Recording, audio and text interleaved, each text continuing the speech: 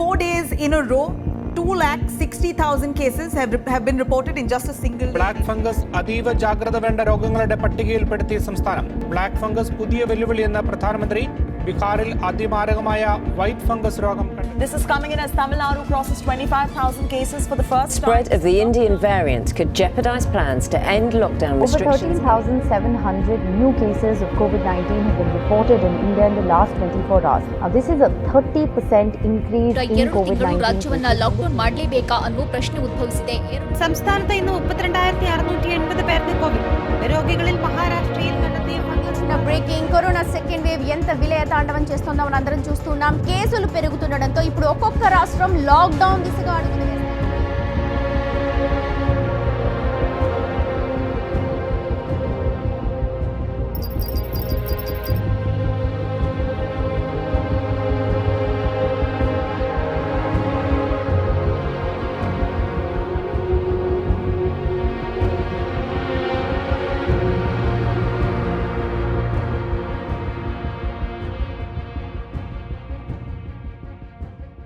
കർത്താവിൻ്റെ വിലയേറിയ നാമത്തിന് മഹത്വം ഉണ്ടാകട്ടെ. കഴിഞ്ഞ ദിവസം മരണവും മരണാനന്തര ജീവിതത്തെക്കുറിച്ച് പഠിച്ചുകൊണ്ടിരിക്കുകയായിരുന്നു.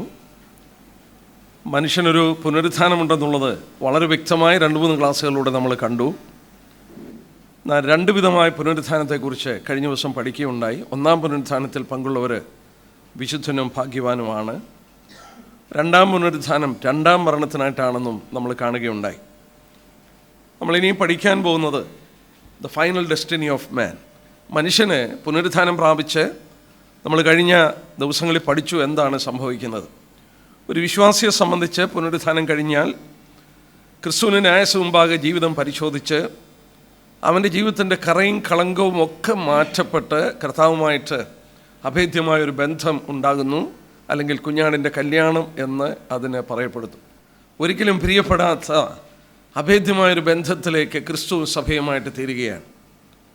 എന്നാൽ അതിൻ്റെ ശേഷം വിശുദ്ധന്മാർ പാർക്കുന്നത് നാം ഓർത്തതുപോലെ നമ്മുടെ മനസ്സിലൊക്കെ ആഗ്രഹമുള്ള ഏറ്റവും വലിയ വിഷയം സ്വർഗം എന്നുള്ള വിഷയമാണ്. ഏത് മനുഷ്യൻ്റെ ഹൃദയത്തിൽ സ്വർഗം എന്നുള്ളൊരു ചിന്താഗതി അവനെ ഭരിക്കാറുണ്ട്. മാത്രമല്ല അവിടെ പോകുവാനായിട്ടും എല്ലാവരും ആഗ്രഹിക്കുന്നു. സ്വർഗത്തെക്കുറിച്ച് വ്യത്യസ്തമായ ധാരണകൾ മനുഷ്യൻ്റെ മനസ്സിലുണ്ട്. നമ്മൾ നേരത്തെ പഠിച്ച പോലെ ഓർത്ത പോലെയും നമുക്ക് ആധാരമായിട്ടിരിക്കുന്നത് ദൈവത്തിൻ്റെ വചനമാണ്. കർത്താവിൻ്റെ വചനത്തെ ആസ്പദമാക്കി ആ വിഷയം എന്തു പറയുന്നു എന്നുള്ളതാണ് ഇന്ന് തൊട്ട് ചില ദിവസങ്ങൾ നമ്മൾ പഠിക്കാനായിട്ട് പോകുന്നത്. മറ്റു വിധത്തിൽ പറഞ്ഞാൽ സ്വർഗമെന്ന വിഷയത്തെക്കുറിച്ച് പഠിക്കാനായിട്ട് പോവുകയാണ്.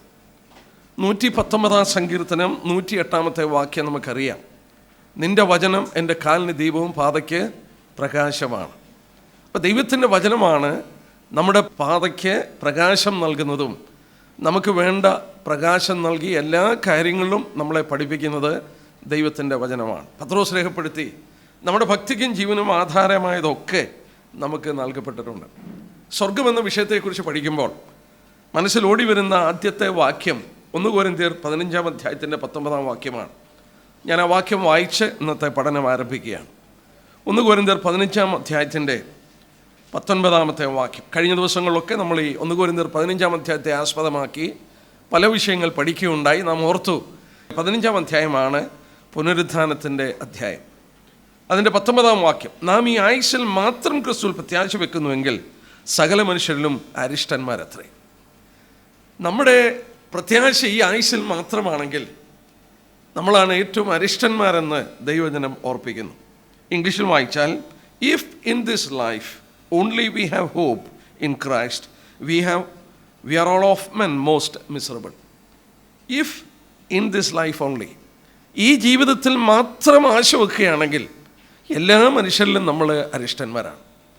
നമ്മുടെ പ്രത്യാശയാണ്, ഭാവിയെക്കുറിച്ചുള്ള ചിന്തയാണ്, അല്ലെങ്കിൽ ആ വലിയ വെളിപ്പാടാണ് നമ്മളെ ഭാഗ്യകരമായ ഒരവസ്ഥയിലേക്ക് മാറ്റുന്നതെന്ന് വളരെ വ്യക്തമായി നമുക്കറിയാം.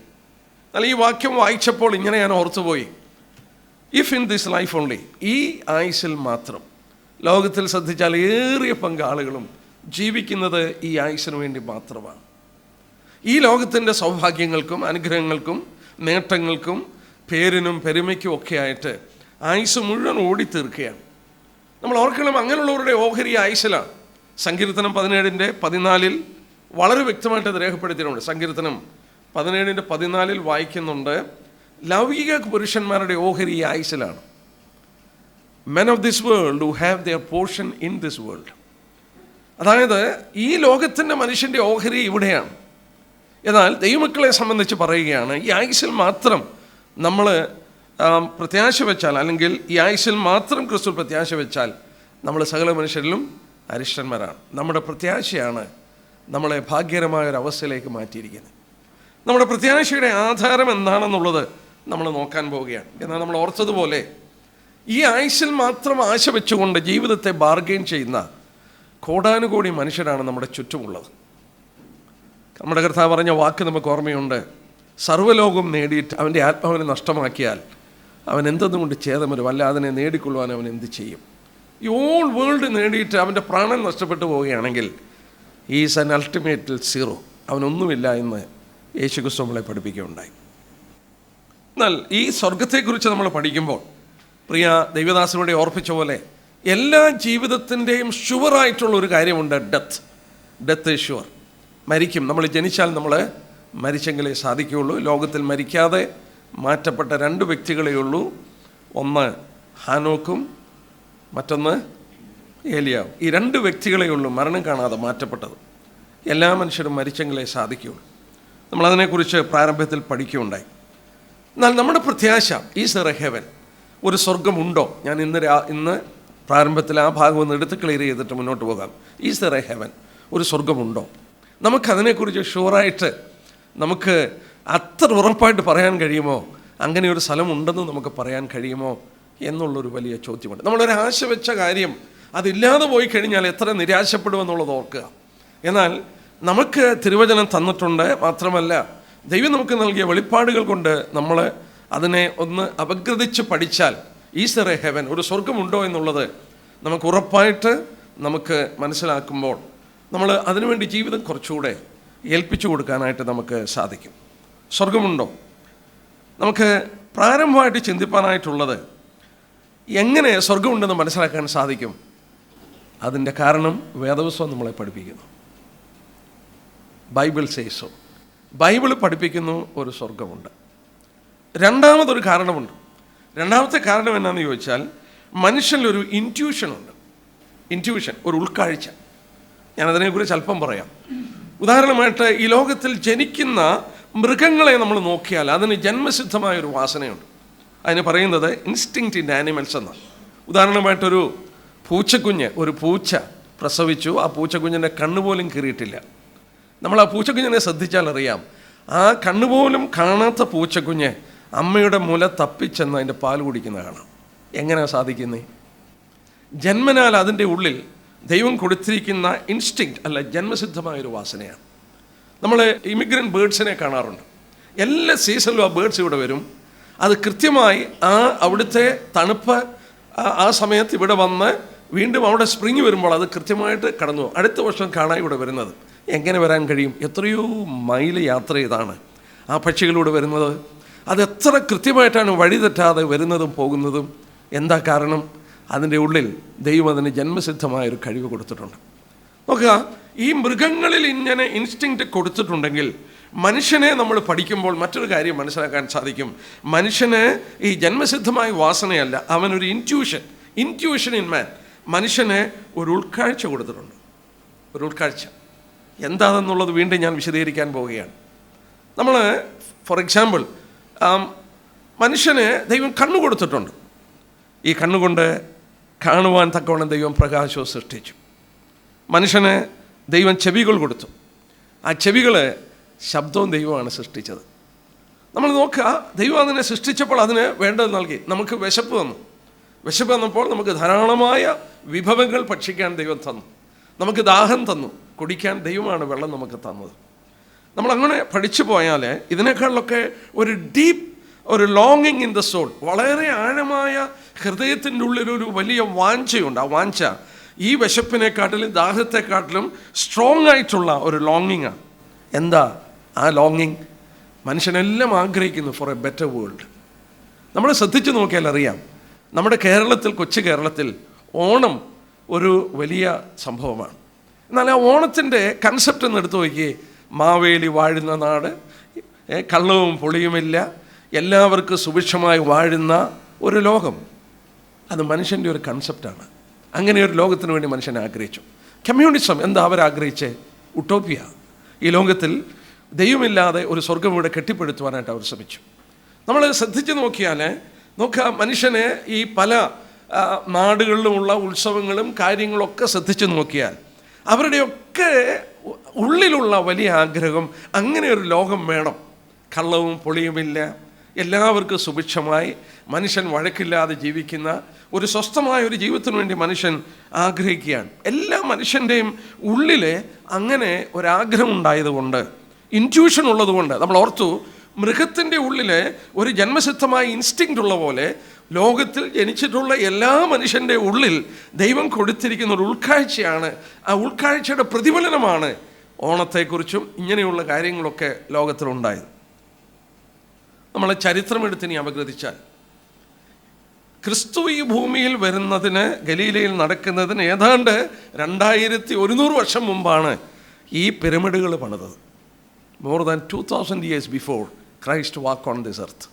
ക്രിസ്തു ഈ ഭൂമിയിൽ നടക്കുന്നതിന് ഏതാണ്ട് 2000 വർഷങ്ങൾക്ക് മുമ്പ് ആ പിരമിഡുകൾ പണിതു. എന്നാൽ പിരമിഡിൻ്റെ അകത്ത് കയറിയാൽ അതിൻ്റെ ഭിത്തിയിൽ വരച്ചു വെച്ചിട്ടുണ്ട് ഒരു വള്ളത്തിൽ ഒരു ഫെറിമാൻ അങ്ങേ ലോകത്തിലേക്ക് മനുഷ്യനെ എത്തിക്കുന്ന ഒരു ചിത്രം വരച്ചു വെച്ചിട്ടുണ്ട്. ആ ചിത്രം അപഗ്രഥിച്ച് പഠിച്ചു പറയുന്നത് അന്നത്തെ കൺസെപ്റ്റാണ്. മറ്റേ നമ്മൾ ഓർത്തതുപോലെ അനുഗ്രഹിക്കപ്പെട്ട ഒരു ലോകത്തിലേക്ക് മരണശേഷം കൊണ്ടുപോകുന്ന ഒരു ഫെറിമാൻ, ഒരു വള്ളത്തിൽ അവനെ തുഴഞ്ഞപ്പുറത്തെത്തിക്കുന്ന അവൻ്റെ ചിത്രം അവിടെ വരച്ചു വെച്ചിട്ടുണ്ട്. എല്ലാ റിലീജിയനും ഏതെങ്കിലും വിധത്തിലൊരു അപ്പുറത്തുള്ളൊരു ലോകത്തെക്കുറിച്ച് ഒരു ആഗ്രഹവും കാഴ്ചപ്പാടുമുണ്ട്. നാം ഓർത്തതുപോലെ ബൈബിൾ നമ്മളെ പഠിപ്പിക്കുന്നു സ്വർഗമുണ്ടെന്ന്. എന്നാൽ എല്ലാ മനുഷ്യൻ്റെ ഉള്ളിലൊരു ഉൾക്കാഴ്ച, ഒരു ഇൻറ്റ്യൂഷൻ ദൈവം കൊടുത്തിട്ടുണ്ട്. അങ്ങനെ ഒരു സ്ഥലമുണ്ടെന്നുള്ളത് ആ ദൈവം ജന്മസിദ്ധ കൊടുത്ത. ഞാനിതിനെക്കുറിച്ച് വായിക്കുകയും പഠിക്കുകയും ചെയ്തപ്പോൾ ഇങ്ങനെ മനസ്സിലാക്കാനായിട്ട് സാധിക്കും. ഒരു കുഞ്ഞ് ഒരു ചെറിയ ബാലൻ നിന്ന് അവനെ പട്ടം പറപ്പിക്കുകയാണ്. ഒരു കടൽ തീരത്ത് നിന്ന് ഇങ്ങനെ പട്ടം പറപ്പിച്ച് കാണാൻ വയ്യാത്ത ദൂരത്തിൽ ആ പട്ടം പോയി. ആരോ അടുത്തോന്ന് ചോദിച്ചു, നീ എന്താ ചെയ്യുന്നത്? പട്ടം പറപ്പിക്കുക. എന്തിനാ നിൻ്റെ പട്ടം? അപ്പുറത്തുണ്ട്. അപ്പോൾ താഴെ നോക്കിയാൽ കാണാൻ പാടില്ല. അവനോട് ചോദിച്ചു, നിനക്ക് എങ്ങനെ അറിയാം അതിൻ്റെ പട്ടം അവിടെ ഉണ്ടെന്ന്? I can feel the pull. എനിക്ക് ആ പട്ടം അവിടെ ഉണ്ടെന്ന് എൻ്റെ കയ്യിലിരിക്കുന്ന ചരട് കൊണ്ട് എനിക്കറിയാം. അത് തന്നെയാണ് നമ്മൾ ഓർത്തുകൊണ്ടിരുന്നത്. There is a pull in our heart. നമ്മുടെ മനസ്സിൻ്റെ ഉള്ളിൽ സ്വർഗമുണ്ടെന്നുള്ളൊരു ഇൻറ്റ്യൂഷൻ നമ്മുടെ ഉള്ളിൻ്റെ ഉള്ളിലുണ്ട്. അത് ജന്മസിദ്ധമായി മാനവരാശിക്കുള്ള ദൈവം ജന്മനാൽ അവന് കൊടുത്തിരിക്കുന്ന ഒരു ഉൾക്കാഴ്ചയാണ്. നമ്മൾ ഓർത്തതുപോലെ മരണശേഷം ഒരു ജീവിതമുണ്ടെന്നും മനുഷ്യൻ്റെ എല്ലാ ചരിത്രങ്ങളും പഠിപ്പിക്കുന്നു. അങ്ങനെയാണ് പിരമിഡും അതും ഇതുമെല്ലാം പണിതിരിക്കുന്നത് ആഫ്റ്റർ ലൈഫിനുള്ള ബന്ധത്തിലാണ്. അതുപോലെ തന്നെ ഇത്ര അനുഗ്രഹിക്കപ്പെട്ടൊരു സ്ഥലത്തെക്കുറിച്ചും മനുഷ്യനുണ്ടായിരിക്കുന്ന ചിന്ത, അവൻ്റെ ഉള്ളിലുള്ള ഉൾക്കാഴ്ചയാണ്. നമുക്ക് സ്വർഗം എവിടെയാണ് നമ്മുടെ നഗ്നേത്രങ്ങളിൽ നിന്ന് കാണാൻ സാധിക്കുകയില്ല, പക്ഷേ വി ക്യാൻ ഫീൽ ഇറ്റ്. എങ്ങനെ ഫീൽ ചെയ്യാം? ഞാനത് ചൂണ്ടിക്കാണിക്കാം. സൂര്യൻ ഏതാണ്ട് 9.5 കോടി മൈൽ അപ്പുറത്താണ്. 9.5 കോടി മൈൽ അപ്പുറം എന്ന് പറഞ്ഞാൽ അതിൻ്റെ ദൂരമൊന്നും നമ്മുടെ ഈ കൊച്ചു മനസ്സിനകത്ത് അളക്കുവാൻ നമുക്ക് സാധിക്കുകയില്ല. പക്ഷേ സൂര്യൻ ഉണ്ടെന്നുള്ളത് നമുക്ക് വ്യക്തമായിട്ട് അറിയാം. നമ്മുടെ ശരീരത്തിൽ പതിക്കുന്ന രശ്മിയും ആ പ്രകാശവും സൂര്യനുണ്ട്, അത് കത്തി ജ്വലിക്കുന്നു എന്നുള്ളത് നമുക്ക് ബോധ്യമാക്കി തരുന്നു. അതുപോലെ സ്വർഗമുണ്ടെന്ന് നമുക്ക് ബോധ്യമാക്കി തരുന്ന ഏറ്റവും വലിയ കാര്യം, ദർ ഇസ് ആൻ എവിഡൻസ്. ഈ ലോക ജീവിതത്തിൽ നമുക്ക് തെളിയിച്ച് തരുന്ന എവിഡൻസ് ഉണ്ട്, സ്വർഗമുണ്ടെന്നുള്ളത്. എങ്ങനെയാണ് എവിഡൻസ്? ഞാനത് ചൂണ്ടിക്കാണിക്കാൻ പോവുകയാണ്. നോക്കുക, ദൈവത്തെക്കുറിച്ച് പരാമർശിക്കുമ്പോൾ നമ്മളിങ്ങനെ വായിക്കുന്നുണ്ട്, ഗോഡ് ഓഫ് ഹെവൻ, സ്വർഗത്തിലെ ദൈവം എന്ന് ബൈബിൾ എഴുതിയിട്ടുണ്ട്. ബൈബിളിൽ ദൈവത്തിന് പല പേരുകൾ കൊടുത്തപ്പോൾ ദൈവത്തിന് കൊടുത്തിരിക്കുന്ന ഒരു പേരാണ്. ഞാൻ ആ ഭാഗം ഒന്ന് ഏതാനും മിനിറ്റുകൾ ആ ഭാഗം ഒന്ന് നമുക്ക് പഠിക്കാനായിട്ട് ശ്രമിക്കാം. 20 പ്രാവശ്യം ആ ടൈറ്റിലിൽ ഗോഡ് ഓഫ് ഹെവൻ, സ്വർഗത്തിലെ ദൈവം എന്ന് വേദപുസ്തകത്തിൽ രേഖപ്പെടുത്തിയിട്ടുണ്ട്.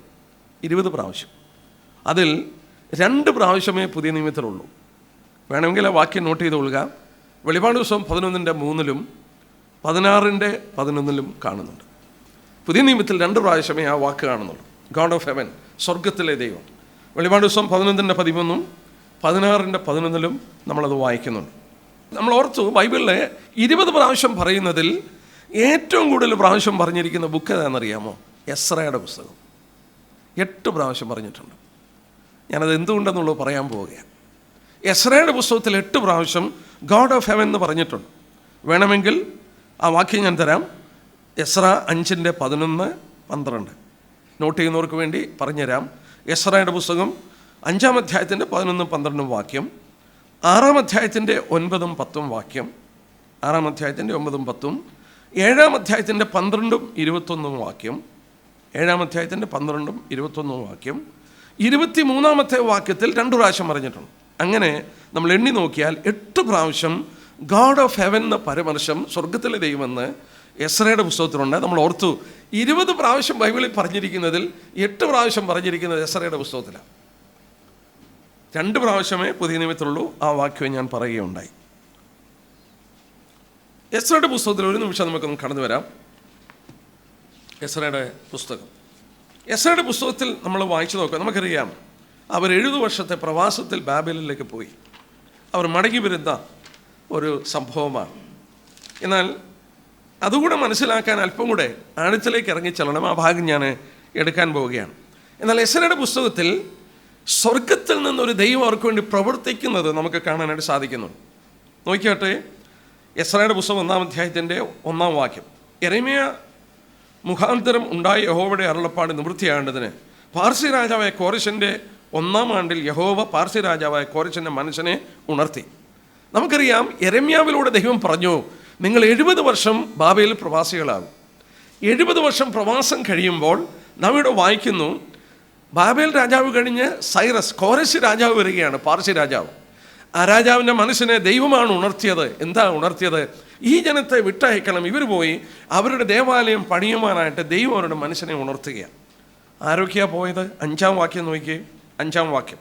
അങ്ങനെ യഹൂദയുടെയും ബെന്യാമീൻ്റെയും പിതൃഭവന തലവന്മാരും പുരോഹിതന്മാരും ലേവ്യരും ദൈവമുണർത്തിയവരും യെരുശലേമിൽ യഹോവയുടെ ആലയത്തിൽ പണിയുവാൻ പോകേണ്ടതിന് യാത്ര പുറപ്പെട്ടു. എനിക്ക് ഏറ്റവും ഇഷ്ടമുള്ള 2 വാക്യങ്ങളാണ്. ദൈവം പാർസി രാജാവായ കോരശനെ മാത്രമല്ല ഉണർത്തിയത്, ദൈവം ഉണർത്തിയ ഒരു കൂട്ടം ആളുകൾ എഴുന്നേറ്റ് ദൈവത്തിൻ്റെ ആലയം പണിയാനായിട്ട് പോവുകയാണ്. ആരാ ഉണർത്തിയത്? എവിടെ നിന്നാണ് ഉണർത്തിയത്? സ്വർഗത്തിൽ നിന്ന് ഉണർത്തുകയാണ്. ഞാൻ ഓർപ്പിച്ചു, ദൈവത്തിൻ്റെ ആ കരം ഇവിടെ അനുഭവപ്പെടാനായിട്ട് സാധിക്കുകയാണ്. എന്തിനാണ് വേദപുസ്തകത്തിൽ ഗോഡ് ഓഫ് ഹെവൻ എന്ന് ഈ എസ്രയുടെ പുസ്തകത്തിൽ 8 പ്രാവശ്യം പറഞ്ഞിരിക്കുന്നത്? നമ്മൾ ഓർക്കണം, ഈ ദൈവം ഇറങ്ങി വന്ന് യഹൂദൻ്റെ മധ്യത്തിൽ വസിച്ചതാണ്. ഞാൻ നിങ്ങളുടെ മധ്യത്തിൽ വസിപ്പാൻ എനിക്കൊരാലയം ഉണ്ടാക്കണമെന്ന് പറഞ്ഞ് ഈ 8 സ്ക്വയർ മൈലിൽ കിടക്കുന്ന യഹൂദൻ്റെ മധ്യത്തിൽ ഒരു കൂടാരത്തിൽ ദൈവം വന്ന് വസിച്ചു. എന്നാൽ ആ ദൈവം അവിടെ വസിച്ചപ്പോൾ, പിന്നീട് ദേവാലയത്തിൽ വസിച്ചപ്പോൾ, ഷെഹന്ന ഗ്ലോറി, ഒരു തേജസ്സിൽ അവൻ്റെ സാന്നിധ്യം അവർക്ക് കാണാൻ കഴിയുമായിരുന്നു.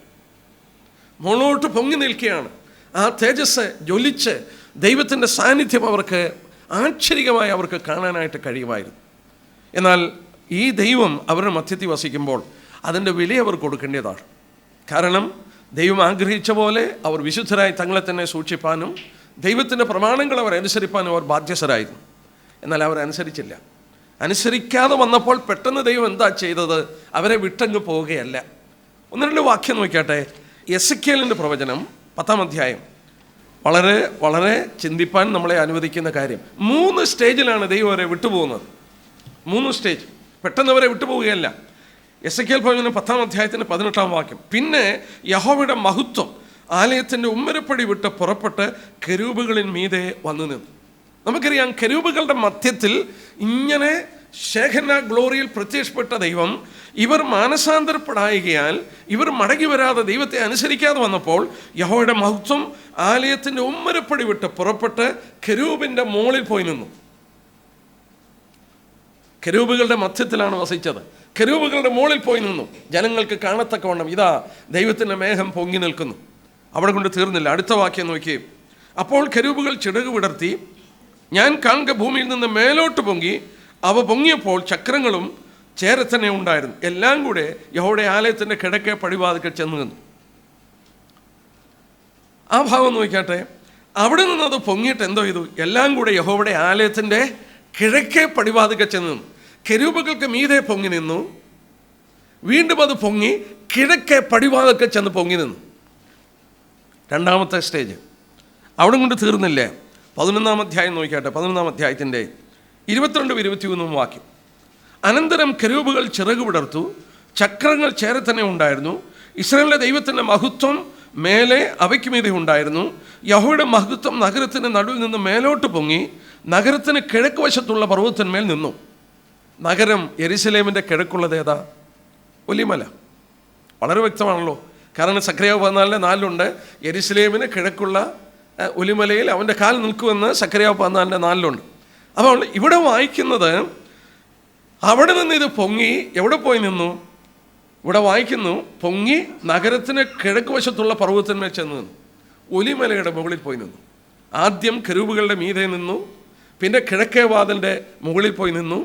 അവിടെ നിന്നത് പൊങ്ങി ഒലിമലയുടെ മുകളിൽ നിന്നു.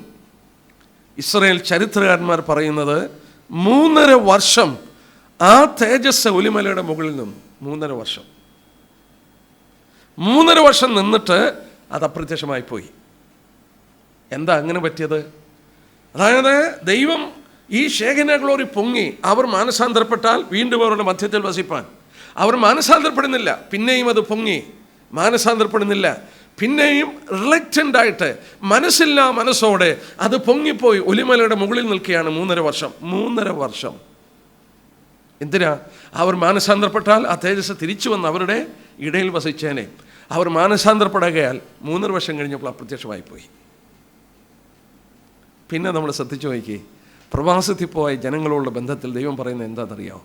ഗോഡ് ഓഫ് ഹെവൻ എന്നാണ്. സ്വർഗത്തിലെ ദൈവം. അവരുടെ മധ്യത്തിൽ ലോകത്തിലുള്ള ഏക ജനം യഹൂദന്മാരായിരുന്നു. അവരെ രക്ത ഉടമ്പടിയാൽ വേർതിരിച്ചെടുത്ത് അവരുടെ പുരുഷന്മാരുടെ ശരീരത്തിൽ ഉടമ്പടിയുടെ അടയാളം കൊടുത്ത് ദൈവം അവരെ പ്രത്യേകാൽ വേർതിരിച്ച് രക്ത ഉടമ്പടി ദൈവം അവരോട് ചെയ്ത് ദൈവത്തിൻ്റെ ജനമായി അവരെ വേർതിരിച്ച് നിർത്തി. നിങ്ങളെൻ്റെ പ്രമാണം അനുസരിക്കണം. നിങ്ങൾക്ക് ദൈവമായിരിക്കാനാണ് ഞാൻ നിങ്ങളെ മിസ്രൈമിൽ നിന്ന് കൊണ്ടുവന്നത്. അവരുടെ ദൈവമായിരിക്കാൻ അവൻ കൊതിച്ചു. അവർക്ക് പ്രമാണങ്ങൾ കൊടുത്തു. നാം നേരത്തെ പഠിച്ചിട്ടുണ്ട്. ടോറ, ന്യായപ്രമാണം എന്ന വാക്ക് ഒരപ്പൻ മക്കൾക്ക് പറഞ്ഞു കൊടുക്കുന്ന പ്രമാണത്തിന് പറയുന്ന വാക്കാണ് ടോറ. അവർക്ക് അങ്ങനെയുള്ള പ്രമാണങ്ങൾ കൊടുത്തു. പക്ഷെ അവർ ദൈവത്തിൽ നിന്ന് അകന്നുപോയി, അനുസരിക്കാതെ വന്നു. നമ്മൾ ഓർത്തതുപോലെ അവരുടെ മധ്യത്തിൽ ഇറങ്ങി വന്ന ദൈവം അവൻ പോയി. പിന്നീട് നമ്മൾ ശ്രദ്ധിച്ചു നോക്കിയാൽ ഇസ്രായേലിൻ്റെ മധ്യത്തിൽ പിന്നെ പണിത ദേവാലയങ്ങളിലൊന്നും നാം ഓർത്തു നോക്കിയാൽ അവരുടെ ആർക്ക് കാണുന്നില്ല, കെരൂബുകൾ കാണുന്നില്ല, കെരൂബിൻ്റെ മധ്യത്തിൽ തേജസ് കാണുന്നില്ല. പിന്നെയും മടങ്ങി വന്ന ബാബേൽ പ്രവാസം കഴിഞ്ഞ് മടങ്ങി വന്ന് ദേവാലയമൊക്കെ പണിതപ്പോൾ പിന്നീട് അവർ തേജസ് കണ്ടിട്ടില്ല. ഇനി ഈ തേജസ് എപ്പോഴാണ് കാണുന്നതെന്നറിയാമോ? യേശുക്രിസ്തു മടങ്ങി വരണം. അവൻ മടങ്ങി വരുമ്പോൾ നമ്മൾ ഓർക്കണം, ഒലിമലയിൽ നിന്നത് അപ്രത്യക്ഷമായി അവൻ മടങ്ങി ഒലിമലയിൽ തന്നെ വരും. അവൻ ഇസ്രായേലിൽ മടങ്ങി വരുമ്പോൾ അവരുടെ തേജസ് അവർക്ക് വീണ്ടും തിരിച്ചു കിട്ടും. നമ്മളിവിടെ ഓർക്കണം, 8 പ്രാവശ്യം എസ്രയുടെ പുസ്തകത്തിൽ ഗോഡ് ഓഫ് ഹെവൻ എന്ന് പറയുമ്പോൾ secretly and providentially he's caring for his people. സ്വർഗത്തിൽ ഇരുന്നു കൊണ്ട് രഹസ്യമായി ആർക്കും മനസ്സിലാക്കാത്ത വിധത്തിൽ തൻ്റെ ജനത്തിനു വേണ്ടി അവൻ പ്രവർത്തിക്കുന്നു എന്ന് തെളിയിച്ചറിയുകയാണ്. ഏറ്റവും വലിയ തെളിവ് എസ്തേറിൻ്റെ പുസ്തകമാണ്. എസ്തേറിൻ്റെ പുസ്തകത്തിൽ ഒരു പ്രാവശ്യം പോലും ദൈവത്തിൻ്റെ പേര് പറഞ്ഞിട്ടില്ല. എന്നാലോചിച്ച് നോക്കിക്കേ, ഒരു പ്രാവശ്യം പോലും ഈ ദൈവത്തിൻ്റെ പേര് എസ്തേറിൻ്റെ പുസ്തകത്തിൽ പറഞ്ഞിട്ടില്ല. പക്ഷേ എസ്തേറിൻ്റെ പുസ്തകത്തിൽ എന്താ നമുക്ക് മനസ്സിലാക്കാൻ സാധിക്കുന്നേ? അതിൻ്റെ പുറകിലൊരു ദൈവം പ്രവർത്തിക്കുന്നവർക്ക് വേണ്ടി, ഒരു ദൈവം അവർക്ക് വേണ്ടി പ്രവർത്തിക്കുന്നു. രാജാവിന് അവളോട് കൃപ തോന്നിക്കുവാറാക്കി. ആ ജനത്തെ കൊന്നൊടുക്കുവാൻ ശ്രമിച്ചപ്പോൾ അവർക്ക് വേണ്ടി രഹസ്യമായി പ്രവർത്തിക്കുന്നു ആ ദൈവം. എവിടുന്നാണ് പ്രവർത്തിക്കുന്നത്? സ്വർഗത്തിൽ നിന്ന്. God of heaven. നമ്മളും ഇന്ന് സ്വർഗത്തിലോട്ട് നോക്കി പ്രാർത്ഥിക്കുമ്പോൾ, നമ്മുടെ കണ്ണുകൾ ഉയരത്തിലേക്ക് ഉയർത്തുമ്പോൾ നമ്മൾ ഓർക്കണം, ആ ദൈവം സ്വർഗത്തിൽ നമ്മളെ ശ്രദ്ധിക്കുന്നുണ്ട്. മാത്രമല്ല, തൻ്റെ ജനത്തിനു വേണ്ടി രഹസ്യമായി അവൻ്റെ സാന്നിധ്യം ആശ്ചര്യമായി ഇന്ന് ഭൂമിയിലില്ല. പക്ഷേ എസ്തേറിന്റെ പുസ്തകത്തിൽ വായിക്കുമല്ലോ പഠിച്ച പോലെ ഒരിക്കൽ പോലും അവൻ്റെ പേരവിടെ പറഞ്ഞിട്ടില്ലെങ്കിലും ആ ദൈവം അവർക്ക് വേണ്ടി പ്രവർത്തിക്കുന്ന ദൈവമാണ്. ഇവിടെ ഇരിക്കുന്ന ദൈവമക്കളോട് ഞാൻ ഓർപ്പിക്കട്ടെ, നമുക്ക് ഏറ്റവും വലിയ കംഫോർട്ട് 46 സങ്കീർത്തനത്തിൻ്റെ 10-ാം വാക്യത്തിൽ നമ്മൾ വായിക്കുന്നുണ്ട്. തൻ്റെ ജനത്തോട് പറഞ്ഞൊരു വാക്യമുണ്ട്. 46-ാം സങ്കീർത്തനത്തിൻ്റെ 10-ാം വാക്യം. അവിടെ നമ്മളിങ്ങനെ വായിക്കുന്നുണ്ട്, മിണ്ടാതിരുന്ന് ഞാൻ യഹോവയെന്ന് അറിഞ്ഞോളുക. Be still and know that I am the Lord. Be still and know that I am the Lord. നിങ്ങൾ പ്രവർത്തിക്കേണ്ട, നിങ്ങൾ യുദ്ധം ചെയ്യേണ്ട, നിങ്ങളൊന്നും ചെയ്യേണ്ട. Be still and know that I am the Lord. ഞാൻ ദൈവമാണെന്ന് നിങ്ങൾ മൗനമായിട്ടിരുന്ന് അറിഞ്ഞുകൊള്ളുവാനായിട്ട് പറഞ്ഞു. നമ്മൾ ഓർത്തുകൊണ്ടിരുന്ന പോലെ ഈസ് ദെയർ എ ഹെവൻ, ഒരു സ്വർഗമുണ്ടോ? സ്വർഗത്തിൽ നിന്ന് പ്രാർത്ഥന കേട്ട് 2 ദിനവൃത്താന്തം 7-ാം അധ്യായം 2 ക്രോണിക്കൽസ് നമ്മൾ ഓർത്തു. സ്വർഗത്തിൽ നിന്ന് തൻ്റെ ജനത്തിനു വേണ്ടി പ്രവർത്തിക്കുന്ന ഒരു ദൈവത്തെ തിരുവചനം പഠിപ്പിക്കുമ്പോൾ വീണ്ടും നമുക്ക് 2-3 വാക്യം നോക്കാം. 2 ക്രോണിക്കൽസ് 2 ദിനവൃത്താന്തം അതിൽ 7-ാമത്തെ അധ്യായം 2 ക്രോണിക്കൽസ് ചാപ്റ്റർ 7 വേഴ്സസ് 14, 14-ാമത്തെ വാക്യം. എൻ്റെ നാമം വിളിച്ചിരിക്കുന്ന എൻ്റെ ജനം തങ്ങളെ തന്നെ താഴ്ത്തി പ്രാർത്ഥിച്ച് എൻ്റെ മുഖം അന്വേഷിച്ച് തങ്ങളുടെ ദുർമാർഗം വിട്ടു തിരിയുമെങ്കിൽ ഞാൻ സ്വർഗത്തിൽ നിന്ന് കേട്ട് അവരുടെ പാപം ക്ഷമിച്ച് അവരുടെ ദേശത്തിന് സൗഖ്യം വരുത്തി കൊടുക്കും. ആ വാക്യം കണ്ടോ? ഇവിടെ മനുഷ്യൻ തന്നെത്താൻ വിനയപ്പെടുത്തി താഴ്ത്തി പ്രാർത്ഥിച്ചാൽ ആ ദൈവം വാക്ക് പറയുകയാണ്, ഞാൻ സ്വർഗത്തിലിരുന്ന് അവരുടെ പ്രാർത്ഥന കേൾക്കും. പ്രാർത്ഥന കേട്ടാൽ അതിൻ്റെ ഫലം ഈ ഭൂമിയിൽ അനുഭവിപ്പാൻ കഴിയും. സ്വർഗത്തിൽ വസിക്കുന്ന ദൈവത്തെക്കുറിച്ച് വേദപുസ്തകം പഠിപ്പിക്കുന്നു. നമ്മുടെ പ്രാർത്ഥന സ്വർഗത്തിൽ കേട്ട് നമ്മളെ സഹായിക്കുമ്പോൾ സ്വർഗമുണ്ട് എന്നുള്ളത് വളരെ വ്യക്തമായി നമുക്കവിടെ മനസ്സിലാക്കാനായിട്ട് സാധിക്കുന്നുണ്ട്. 1 രാജാക്കന്മാർ ശലോമോൻ ദേവാലയം പണിത ശേഷം 1 രാജാക്കന്മാർ 8-ാം അധ്യായം ഏതാണ്ട് 8 പ്രാവശ്യം 1 രാജാക്കന്മാർ 8-ാം അധ്യായത്തിൻ്റെ 30 തൊട്ടുള്ള വാക്യം നോക്കിയാട്ടെ. ഈ സ്ഥലത്ത് വെച്ച് പ്രാർത്ഥിപ്പാനിരിക്കുന്ന അടിയൻ്റെയും നിന്റെ ജനമായ ഇസ്രായേലിൻ്റെയും യാചന കേൾക്കണമേ, നിന്റെ വാസസ്ഥലമായ സ്വർഗത്തിൽ കേൾക്കണമേ. വീണ്ടും 32-ാം വാക്യം, നീ സ്വർഗത്തിൽ പ്രാർത്ഥന കേട്ട് പ്രവർത്തിച്ച്. വീണ്ടും 34-ാം വാക്യം, നീ സ്വർഗത്തിൽ കേട്ട്. 36-ാം വാക്യം, നീ സ്വർഗത്തിൽ കേട്ട്. 39-ാം വാക്യം, നിന്റെ വാസസ്ഥലമായ സ്വർഗത്തിൽ കേട്ട്. വീണ്ടും 43-ാം വാക്യം, നീ നിന്റെ വാസസ്ഥലമായ സ്വർഗത്തിൽ കേട്ട്. 45-ാം വാക്യം, നീ സ്വർഗത്തിൽ അവരുടെ പ്രാർത്ഥന യാചനകളും കേട്ട്. 49-ാം വാക്യം, നീ നിന്റെ വാസസ്ഥലമായ സ്വർഗത്തിൽ അവരുടെ പ്രാർത്ഥന യാചനയും കേട്ട്.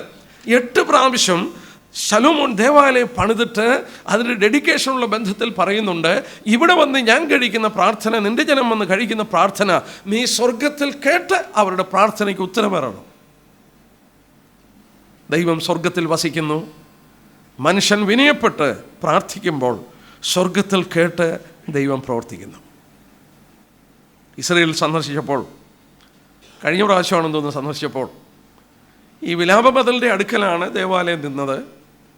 യഹൂദിൽ നിന്ന് കടന്നു വരാൻ കഴിയുന്ന സ്ഥലം വിലാപമതിൽ. അതിൻ്റെ മുകളിലുള്ള ടെമ്പിൾ മൗണ്ട് ഏറിയയിൽ യഹൂദനും ക്രിസ്ത്യാനികൾക്കോട് കയറി പ്രാർത്ഥിക്കാനോ ബൈബിളും കൊണ്ട് പോകാനോ അനുവാദമില്ല. അതുകൊണ്ട് അവർക്ക് ഏറ്റവും അടുത്ത് വരാൻ കഴിയുന്ന സ്ഥലം ഈ വിലാപമതിലിൻ്റെ അവിടെയാണ്. ഞാനവിടെ നിന്നപ്പോൾ അവിടെ പലരും പോയിട്ടുള്ള കണ്ടിട്ടുണ്ട്. പ്രാർത്ഥന ഇങ്ങനെ കടലാസിൽ എഴുതിയ കല്ലിൻ്റെ ഇടയിലെല്ലാം കയറ്റി വെക്കുക. ലോകത്തിൻ്റെ ഓരോ കോണിൽ നിന്നും പ്രാർത്ഥന കൊടുത്തുവിടും പോകുന്നവരോട് ഇതൊന്നും അവിടെ വെക്കാൻ.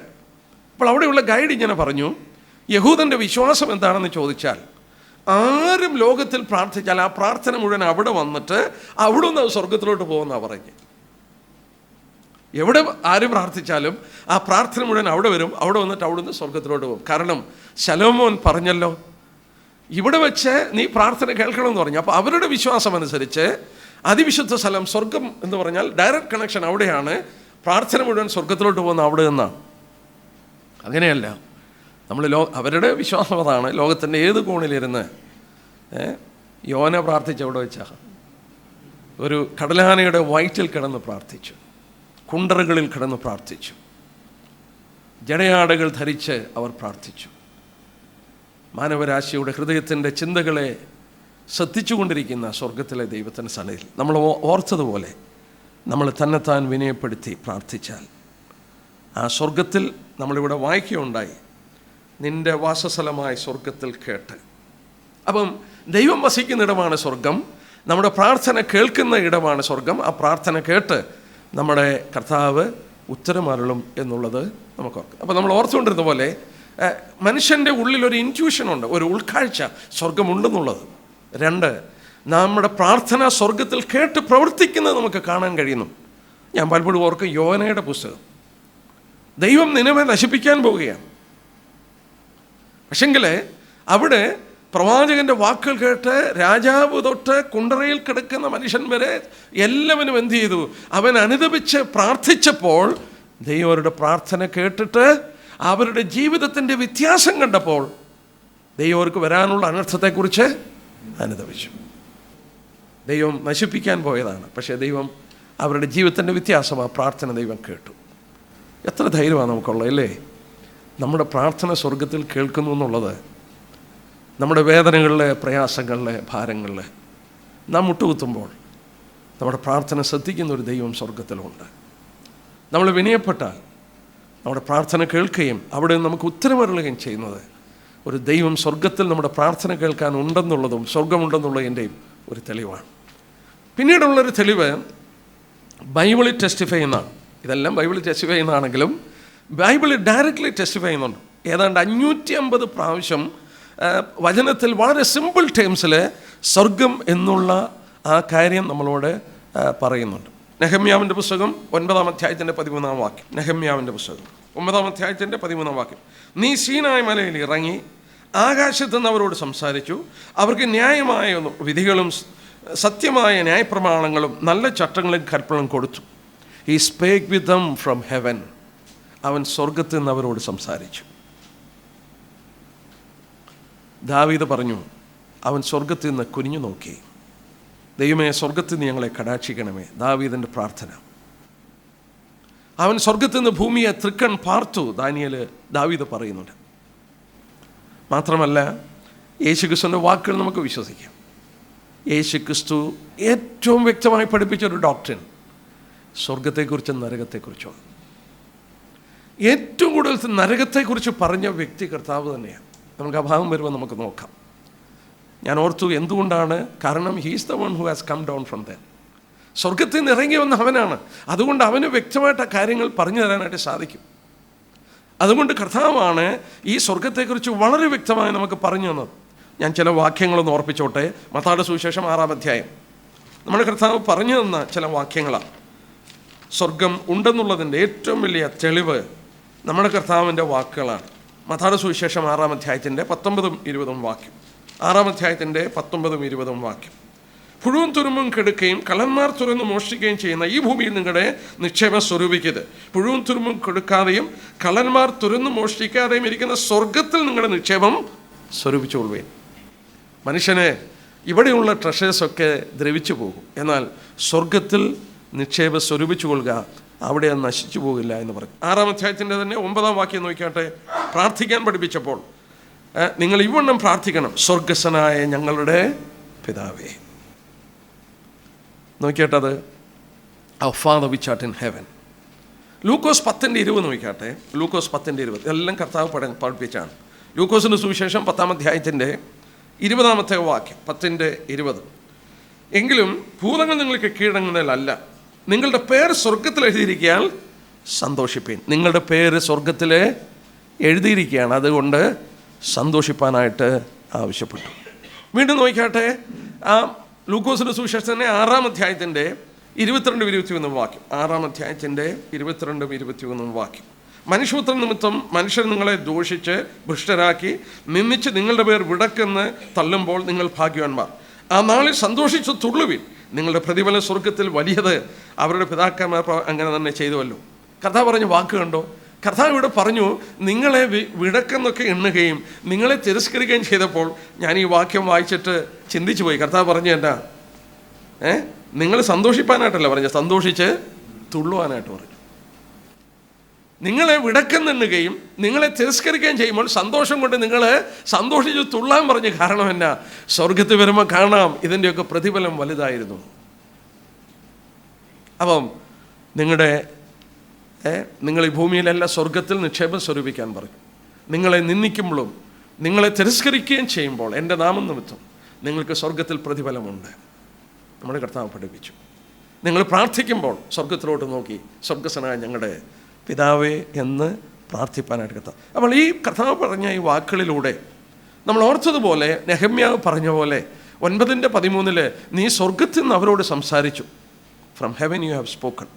ഇത് നമ്മൾ ഓർത്തുകൊണ്ടിരുന്ന പോലെ is it A literal place? ഇത് ശരിയായിട്ട് ആശ്ചര്യമായൊരു സ്ഥലമാണോ? ചിലർക്കൊരു ധാരണയുണ്ട് it is only A concept. മനുഷ്യൻ്റെ മനസ്സിലെ ഒരു കൺസെപ്റ്റാണ് ഈ പറയുന്നതൊക്കെ ഒരു സന്തോഷത്തിന് വേണ്ടി നൽകപ്പെടുന്ന ഒരു കൺസെപ്റ്റാണ്, ഒരു ധാരണയാണ് എന്നൊരു ചിന്താഗതിയുണ്ട്. അങ്ങനെയല്ല. നമ്മുടെ കർത്താവ് പറഞ്ഞ വാക്ക് അപഗ്രഥിച്ചാൽ it is a real literal place. അത് ആശ്ചര്യമായ ഒരു സ്ഥലമാണ് ഈ സ്വർഗം എന്ന് പറയുന്നത്. It is a literal physical and real place. എങ്ങനെ മനസ്സിലാക്കാം? കർത്താവ് പറഞ്ഞ വാക്ക് യോഹന്നാന്റെ സുവിശേഷം 14-ാം അധ്യായം നമുക്കൊക്കെ കാണാൻ അറിയാവുന്ന വാക്യമാണ്. 14-ാം അധ്യായത്തിൻ്റെ 2-3 വാക്യം നമുക്കറിയാവുന്ന വാക്യമാണ്.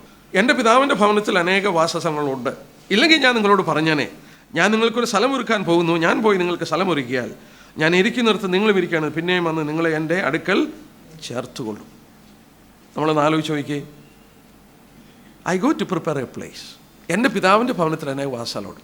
ഞാൻ പറയുക എൻ്റെ ഫാദറിൻ്റെ വീട്ടിൽ ഒത്തിരി മുറിയുള്ള വീടുണ്ടെന്ന് പറഞ്ഞാൽ ഈസ് ഇറ്റ് എ കൺസെപ്റ്റ്? വെറും ഒരു ധാരണയാണോ അതോ ഒരു ആശ്ചര്യമായിട്ടുള്ളതാണോ? It's a literal thing. എൻ്റെ പിതാവിൻ്റെ ഭവനത്തിൽ അനേക വാസസ്ഥലമുണ്ട്. I go to prepare a place for you. ഞാൻ നിങ്ങൾക്കൊരു സ്ഥലം ഒരുക്കാൻ പോകുന്നു. ആ സ്ഥലം എന്നുള്ള വാക്കിലൂടെ നമുക്കൊരു കാര്യം മനസ്സിലാക്കാൻ സാധിക്കും. It is a literal place. ഞാൻ നിങ്ങൾക്കൊരു സ്ഥലം ഒരുക്കാൻ പോകുന്നു. ആ സ്ഥലം ഇംഗ്ലീഷിൽ a place. I go to prepare a place for you. അത് ആശ്ചര്യമായ ഒരു പ്രതലമാണ്, ഒരു സ്ഥലമാണ്. അപ്പോൾ സ്വർഗം എന്ന് പറയുന്നത് ഒരു സ്ഥലമാണ്. കർത്താവ് തന്നെ പറഞ്ഞു നിങ്ങളുടെ നിക്ഷേപം സ്വർഗത്തിൽ സ്വരൂപിക്കാൻ ആവശ്യപ്പെട്ടു. It is actually a literal physical place. ആശ്ചര്യമായ ഒരു സ്ഥലമാണെന്നുള്ളത് നമുക്ക് മനസ്സിലാക്കാൻ സാധിക്കും. നമ്മുടെ കർത്താവ് അവിടെ നമുക്ക് വേണ്ടി സ്ഥലം ഒരുക്കിക്കൊണ്ടിരിക്കുകയാണ്. നമ്മുടെ കർത്താവ് പോയത് എങ്ങോട്ടാ? 2 വാക്യം നോക്കിയാട്ടെ. യോഹന്നാന്റെ സുവിശേഷം 6-ാം അധ്യായം 6-ാം അധ്യായത്തിൻ്റെ 38-ാമത്തെ വാക്യം. യോഹന്നാന്റെ സുവിശേഷം 6-ാം അധ്യായത്തിൻ്റെ 38-ാം വാക്യം. ഞാൻ എൻ്റെ ഇഷ്ടമല്ല, എന്നെ അയച്ചവൻ്റെ ഇഷ്ടം ചെയ്യുവാൻ സ്വർഗത്തിൽ നിന്ന് ഇറങ്ങി വന്നിരിക്കുന്നു. I came down from heaven. I came down from heaven.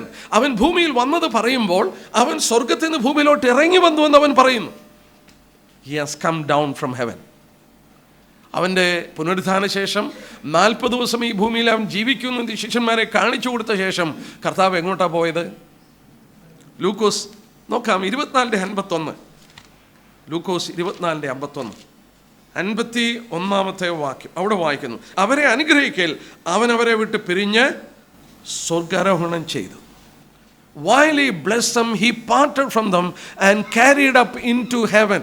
He was carried up into heaven. He came down from heaven. He was carried up to heaven. അവൻ സ്വർഗത്തിൽ നിന്ന് ഇറങ്ങി വന്നു. അവൻ്റെ ശുശ്രൂഷ തികച്ച് മരിച്ച് പുനരുത്ഥാനം പ്രാപിച്ച് 40 ദിവസം കഴിഞ്ഞപ്പോൾ he was carried up to heaven. It's a literal place. അത് ആശ്ചര്യമായ ഒരു സ്ഥലമാണ്. ഇന്ന് അവൻ എവിടെയാണ്? എബ്രായലേഖനം 8-ാം അധ്യായത്തിൻ്റെ 1-ാം വാക്യം. ഇന്ന് കർത്താവ് എവിടെയാണ്? വചനം എന്താ പറയുന്നത് നോക്കിയാട്ടെ. ഇന്ന് കർത്താവ് എവിടെയാണെന്ന് വചനം പറയുന്നത് നോക്കുക. എബ്രായലേഖനം 8-ാം അധ്യായത്തിൻ്റെ 1-ാമത്തെ വാക്യം നമുക്ക് വായിച്ചു നോക്കാം. 8-ാം അധ്യായത്തിൻ്റെ 1-ാം വാക്യം. നാം പറയുന്നതിൻ്റെ സാരം എന്തെന്നാൽ സ്വർഗത്തിൽ മഹിമാസനത്തിൻ്റെ വലത്തുഭാഗത്ത് ഇരുന്നവനായ വിശുദ്ധ സ്ഥലത്തിൻ്റെയും മനുഷ്യനല്ല കർത്താവ് സ്ഥാപിച്ച സത്യകൂടാരത്തിൻ്റെ ശുശ്രൂഷകനായ മഹാപുരോഹിതൻ നമുക്കുണ്ട്. സ്വർഗത്തിൽ മഹിമാസനത്തിൻ്റെ വലത്തുഭാഗത്ത്. ഞാൻ ഇങ്ങനെ ഈ വാക്യങ്ങൾ വായിക്കുന്നത് to prove that it is a literal place. അത് ആശ്ചര്യമായൊരു സ്ഥലമാണെന്ന് തെളിയിക്കാൻ വാക്യങ്ങൾ എടുക്കുകയാണ്. കർത്താവ് സ്വർഗത്തിൽ നിന്ന് ഇറങ്ങി വന്നു. കർത്താവ് ശുശ്രൂഷ കഴിഞ്ഞ് സ്വർഗത്തിലേക്ക് കരേറിപ്പോയി. എബ്രായലേഖന കർത്താവ് പറയുന്നു ഇന്നവൻ എവിടെയാണെന്ന് ചോദിച്ചാൽ സ്വർഗത്തിൽ പിതാവിൻ്റെ വലതുഭാഗത്ത് നമുക്ക് വേണ്ടി പക്ഷപാതം ചെയ്യാൻ. അത് ആശ്ചര്യമായ ഒരു സ്ഥലമാണ്. യോഹന്നാൻ 14:2 നമ്മളോട് പറഞ്ഞു I go to prepare a place. ഞാനൊരു സ്ഥലം നിങ്ങൾക്കൊരുക്കാൻ പോവുകയാണ്. എന്നെ കേൾക്കുന്ന സഹോദരി സഹോദരന്മാരെ, സ്വർഗത്തെക്കുറിച്ച് വിഭിന്നമായ വ്യത്യസ്തമായ അഭിപ്രായങ്ങൾ പലരും പറഞ്ഞേക്കാം. പക്ഷേ ഒരു കാര്യം സത്യം, സ്വർഗം ആശ്ചര്യമായൊരു സ്ഥലമാണ്. It's a literal place. നമ്മുടെ പ്രത്യാശ എന്ന് പറയുന്നത് നമ്മുടെ മനസ്സിൻ്റെ ഉള്ളിലെ ഏറ്റവും വലിയ ആഗ്രഹം നമ്മൾ ഓർത്തതുപോലെ നമ്മുടെ കർത്താവ് പറഞ്ഞതുപോലെ നമ്മുടെ നിക്ഷേപങ്ങൾ അവിടെ സ്വരൂപിക്കാൻ കർത്താവ് പറഞ്ഞു. സി അവർ പ്രയോറിറ്റീസ്, നമ്മുടെ ജീവിതത്തിൻ്റെ മുൻഗണന ഇതുള്ള ബന്ധത്തിലായിരിക്കും. കാരണം നമ്മളത് അല്പകാലം ഇവിടെ ജീവിക്കത്തുള്ളൂ. We are just passing on. നമ്മുടെ നിത്യഭവനത്തിലേക്ക് പോകുവാൻ നമ്മൾ അല്പകാലം ഇവിടെ ജീവിക്കുന്നതുകൊണ്ട് നമുക്ക് നൽകിയ പേരാണ് അന്യരും പരദേശികളും, സ്ട്രേഞ്ചേഴ്സ് ആൻഡ് പിൽഗ്രിംസ്. കാരണം നമ്മൾ ഇവിടത്തേക്കുള്ളവരല്ല. We are strangers here. Pilgrim എന്ന് പറഞ്ഞാൽ അവനൊരു മോക്ഷയാത്രക്കാരനാണ്, വീട് നോക്കി യാത്ര ചെയ്യുകയാണ്, പോവുകയാണ്. നമുക്കൊരു വീടുണ്ട്. എം ഇ ചെറിയ സാറ് എനിക്കൊന്ന് അവസാനം എഴുതിയ പാട്ടായിരിക്കും. താൻ വളരെ പ്രായം ചെന്ന് എത്രയോ പാട്ട് ക്രിസ്ത്യ സമൂഹത്തിന് കൊടുത്തു. എനിക്കുണ്ടൊരു പുത്തൻ പാട്ട് പാടാൻ, എനിക്കുണ്ടൊരു വീട് പാർക്കാൻ. കൊച്ചു പിള്ളേർ പറയുന്ന വാക്കുകളാണ്. കൊച്ചു കുട്ടികളൊക്കെ പറയില്ലേ, ഏതാണ്ട് അതേ വാക്കുകൾ പറഞ്ഞാണ് മരിക്കുന്നതിന് മുമ്പ് താൻ ആ പാട്ട് എഴുതിയത്. എനിക്കുണ്ട് പോകാനൊരു വീട്, എനിക്കുണ്ട് പാടാനൊരു പാട്ട്. ഭക്തന്മാരുടെ പ്രത്യാശ അതായിരുന്നു. നമ്മുടെ പ്രത്യാശ അതാ. ഇനിയും സ്വർഗം എവിടെയാണ്? Were is this heaven? സ്വർഗം എവിടെയാണ്? ആ ഭാഗം കൂടെ നമുക്ക് ഇന്ന് രാത്രി ഒന്ന് ശ്രദ്ധിക്കാനായിട്ട് നോക്കാം. എവിടെയാണ് സ്വർഗം? Were is heaven? സ്വർഗം എവിടെയാണ്? ഇനി ഞാൻ പറയുന്നത് ചിലർക്കൊരു അല്പം കോൺട്രവേഴ്സി ആയിട്ട് തോന്നിയേക്കാം. മിസ്കോട്ട് ചെയ്യരുത്. ഞാൻ പറയുന്ന വാക്യങ്ങൾ അതുപോലെ ശ്രദ്ധിക്കണം. സ്വർഗം എവിടെയാണ്? It is in A fixed location, ഒരു പ്രത്യേക സ്ഥലത്താണ്. എവിടെയാണെന്ന് തിരുവചനം നമ്മളൊന്ന് അപഗ്രഥിച്ചാൽ അല്പം മനസ്സിലാക്കാൻ സാധിക്കും. നമ്മൾ ഓർത്തു, തിരുവചനമാണ് നമ്മുടെ കാലിന് ദീപം പാതയ്ക്ക് പ്രകാശം. 2 വാക്യങ്ങൾ ഞാൻ എടുക്കാൻ പോവുകയാണ്. സങ്കീർത്തനങ്ങൾ 75, സ്വർഗം എവിടെയാണ്? വെർ ഇസ് ദിസ് ഹെവൻ എന്ന് നമുക്ക് നോക്കാം. 75-ാമത്തെ സങ്കീർത്തനം, 75-ാമത്തെ സങ്കീർത്തനത്തിൻ്റെ 6-7 വാക്യം. ഇതൊരു ഇൻട്രസ്റ്റിംഗ് പാസേജാണ്.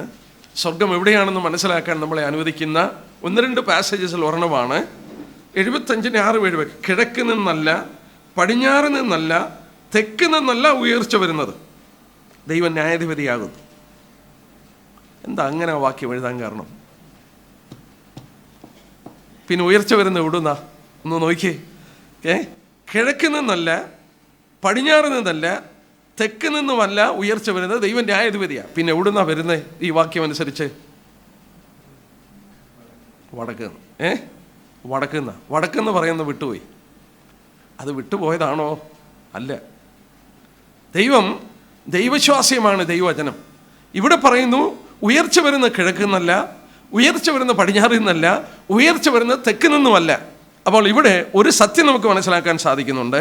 ഇവിടെ പറയാതെ വിട്ടുപോയ സ്ഥലത്ത് നിന്നാണ് ഉയർച്ച വരുന്നത്. ദൈവം ന്യായാധിപതിയാണ്. ആ സ്ഥലം വടക്ക് ഭാഗത്താണ്. വേറെ എന്തെങ്കിലും തെളിവുണ്ടോ? യെശയ്യാപ്രവചനം 14-ാം അധ്യായം എടുത്താട്ടെ. Isaiah chapter 14. യെശയ്യാപ്രവചനം 14-ാം അധ്യായം, അതിൻ്റെ 12-17 വരെ നമുക്ക് ആദ്യം ഒന്ന് വായിക്കാം. യെശയ്യാപ്രവചനം 14-12 വരെയുള്ള വാക്യം.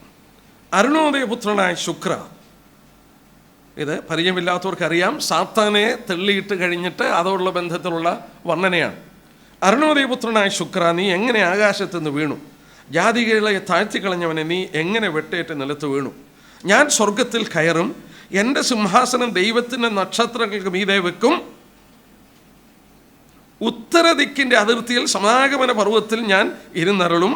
ഞാൻ മേഘോന്നതങ്ങൾക്ക് മീതെ കയറും, ഞാൻ അത്യുന്നതനോട് സമനാകും എന്നല്ലോ നീ ഹൃദയത്തിൽ പറഞ്ഞത്. എന്നാൽ നീ പാതാളത്തിലേക്ക്, നാശകൂപത്തിൻ്റെ അടിയിലേക്ക് തന്നെ വീഴും. നിന്നെ കാണുന്നവർ നിന്നെ ഉറ്റുനോക്കി ഭൂമിയെ നടുക്കുകയും രാജ്യങ്ങളെ കുലുക്കുകയും ഭൂതലത്തെ മരുഭൂമി പോലെ ആക്കുകയും അതിലെ പട്ടണങ്ങളെ ഇടിച്ചു കളയുകയും തൻ്റെ ബദ്ധന്മാരെ വീട്ടിലേക്ക് അഴിച്ചു വിടാതിരിക്കുകയും ചെയ്യുന്നവൻ ഇവനല്ലയോ എന്ന് നിരൂപിക്കും. ആ വാക്യം ശ്രദ്ധിച്ചോ? 13-ാം വാക്യം. ഞാൻ സ്വർഗത്തിൽ കയറും. സാത്താൻ്റെ പാപമാണ്. മാനവരാശിയല്ല ആദ്യം പാപം ചെയ്തത്. സാത്താനും മനുഷ്യനുമായിട്ടുള്ള പാപത്തിൻ്റെ വ്യത്യാസം, മനുഷ്യനെ ടെംപ്റ്റ് ചെയ്യുകയായിരുന്നു, മനുഷ്യനെ പാപം ചെയ്യാൻ പ്രേരിപ്പിക്കുകയായിരുന്നു, അവയെ വഞ്ചിക്കുകയായിരുന്നു, മനുഷ്യനെ പ്രേരിപ്പിച്ച് പാപം ചെയ്യുകയാണ്. എന്നാൽ സാത്താനെ പ്രേരിപ്പിക്കുകയല്ല, അവൻ്റെ ഉള്ളിൽ നിന്നാണ് വന്നത്. അവൻ്റെ ഉള്ളിൽ നിന്നാണ് ഈ പാപം കടന്നു വന്നത്. അവൻ്റെ പാപം എന്തായിരുന്നു? നോക്കുക, പ്രപഞ്ചത്തിൽ പിതാവും പുത്രനും പരിശുദ്ധാത്മാവും കഴിഞ്ഞാൽ, പ്രപഞ്ചത്തിലെ ഏറ്റവും വലിയ ശക്തി ആരായിരുന്നു? ലൂസിഫർ ആയിരുന്നു. അവനെ സൃഷ്ടിച്ചപ്പോൾ അവനെ എത്ര മനോഹര രൂപിയായിട്ട് സൃഷ്ടിച്ചതാണ്. ചിറകുകളൊക്കെ അനക്കുമ്പോൾ സംഗീതങ്ങളും വലിയ ശക്തിയുള്ളവനും അവൻ്റെ മഹത്വം മറ്റു വേദഭാഗങ്ങളിലൂടെ നമുക്ക് മനസ്സിലാക്കാൻ സാധിക്കും. അപ്പോൾ അവൻ്റെ മനസ്സിൽ തന്നെ ഉണ്ടായി 13-ാമത്തെ വാക്യം, ഞാൻ സ്വർഗത്തിൽ കയറും. I will exalt my throne above God's throne. ദൈവത്തിൻ്റെ സിംഹാസനത്തിന് മുകളിൽ ഞാൻ എൻ്റെ സിംഹാസനം വെക്കും. 14-ാമത്തെ വാക്യം, മേഘോന്നതങ്ങളിൽ കയറും. I will ascend above the heights of the clouds. 13-ാം വാക്യത്തിൻ്റെ 2-ാം ഭാഗം നോക്കിക്കട്ടെ, അല്ലെങ്കിൽ അതെ 2-ാം ഭാഗം, മീതെ വെക്കും, ഉത്തരദിക്കിൻ്റെ അതിർത്തിയിൽ സമാഗമന പർവ്വതത്തിന്മേൽ ഞാൻ ഇരുന്നരുളും. ആ വാക്യം കണ്ടോ? I will go into the sides of the north. I will ascend into heaven. I will exalt my throne above the stars of God. അവൻ പറഞ്ഞ വാക്കുണ്ടോ? I will go into the sides of the north. വടക്കിൻ്റെ അറ്റത്ത് ഞാൻ പോയി ദൈവത്തിൻ്റെ അവിടെയുള്ള നക്ഷത്രങ്ങൾക്ക് മീതെ ഞാൻ പോയി എൻ്റെ സിംഹാസനം വെക്കും. അപ്പോൾ ഇവിടെ സാത്താൻ എവിടോട്ട് കയറുമെന്നാണ് പറഞ്ഞത്? Above the stars of God. എവിടെ ആ സ്ഥലം പറഞ്ഞത്? Into the sides of the north. മലയാളത്തിൽ ഉത്തരദിക്കെന്നാണ്. ഉത്തരദിക്കെന്നുള്ളത് ഇംഗ്ലീഷിൽ സൈഡ്സ് ഓഫ് ദ നോർത്ത് എന്നാണ്. നമ്മൾ സങ്കീർത്തനം 75-ന്റെ 6-7 വായിച്ചു. ഞാൻ വിശ്വസിക്കുന്നു heaven is in A fixed place. സ്വർഗം ഒരു ഫിക്സഡ് പ്ലേസ് ആണ്. അത് വടക്കാണ്. ദൈവത്തിൻ്റെ സിംഹാസനത്തിൻ്റെ മുകളിൽ നക്ഷത്രങ്ങൾക്ക് മീതെ അവൻ്റെ സിംഹാസനം വെച്ച് അരുളുവെന്ന് അവൻ പറഞ്ഞത്. അവൻ നോക്കണം, ഈ നക്ഷത്രങ്ങൾ എവിടെയാണ്? നക്ഷത്രങ്ങൾക്ക് മീതെ 13-ാം വാക്യത്തിൽ വായിക്കും, ദൈവത്തിൻ്റെ നക്ഷത്രങ്ങൾക്ക് മീതെ ഉത്തരദിക്കൽ. നക്ഷത്രങ്ങൾ നമുക്കറിയാം 3 സ്വർഗങ്ങളുണ്ട്. പൗലോസ് 2 കൊരിന്ത്യർ 12-ാം അധ്യായത്തിൻ്റെ 2-4 വാക്യം അറിയാവുന്ന വാക്യമാണെങ്കിലും ഇതൊന്ന് പരിചയമില്ലാത്തവർക്ക് വേണ്ടി ആ വാക്യം ഒന്ന് വായിച്ചു പോകാം. പൗലോസ് ഒരു അനുഭവത്തെക്കുറിച്ച് പറയുമ്പോൾ 2 കൊരിന്ത്യർ 12-ാം അധ്യായത്തിൻ്റെ 2-ാം വാക്യം, ക്രിസ്തുവിലൊരു മനുഷ്യനെ ഞാൻ അറിയുന്നു, അവൻ 14 സംവത്സരം മുമ്പേ 3-ാം സ്വർഗത്തോളം എടുത്തുള്ളപ്പെട്ടു. ശരീരത്തോട് എന്ന് ഞാൻ അറിയുന്നില്ല, ശരീരം കൂടാതെയൊന്ന് അറിയുന്നുമില്ല. 4-ാം വാക്യം, മനുഷ്യൻ ഉച്ചരിപ്പാൻ പാടില്ലാത്തതും പറഞ്ഞുകൂടാത്തതുമായ വാക്കുകളെ അവൻ കേട്ടു എന്ന് ഞാൻ അറിയുന്നു. 3-ാം സ്വർഗത്തോളം എടുത്തുകൊള്ളപ്പെട്ടു. അപ്പോൾ സ്വർഗം 3 ഉണ്ട്. സ്വർഗത്തിൽ കടന്നു ചെന്നപ്പോൾ പൗലോസ് ഉച്ചരിച്ചുകൂടാൻ പാടില്ലാത്ത വാക്കുകൾ കേട്ടു. ഏതായി 3 സ്വർഗം? സിമ്പിളാണ്. 1-ാമത്തെ സ്വർഗം നമ്മൾ വായിക്കുന്ന പോലെ 2 പത്രോസ് 3-ാം അധ്യായത്തിൻ്റെ 10-ാം വാക്യത്തിൽ വായിക്കുന്നുണ്ട്, ആകാശം കൊടുമുഴക്കത്തോടെ മാറിപ്പോകും. Atmospheric air. പക്ഷികൾ പറക്കുന്ന, നമ്മൾ പക്ഷികളൊക്കെ പറക്കുന്ന കാണുന്നു. ഈ ഭാഗമാണ് 1-ാമത്തെ സ്വർഗം. അതിൻ്റെ മുകളിൽ 2-ാമത്തെ സ്വർഗം. സങ്കീർത്തനങ്ങൾ 19-1 വായിക്കുന്നുണ്ട്, ആകാശം ദൈവത്തിൻ്റെ മഹത്വത്തെ വർണ്ണിക്കുന്നു, ആകാശവിധാനം അവൻ്റെ കൈവേലയെ പ്രസിദ്ധമാക്കുന്നു. മുമ്പൊരിക്കൽ ഞാൻ പറഞ്ഞിട്ടുണ്ട്, ശാസ്ത്രം കണ്ടുപിടിച്ചപ്പോൾ ഇത് പല തട്ടുകൾ, ടോപ്പോസ്ഫിയർ, അയണോസ്ഫിയർ, മെസോസ്ഫിയർ, ഇങ്ങനെ പല തട്ടുകളാണ്.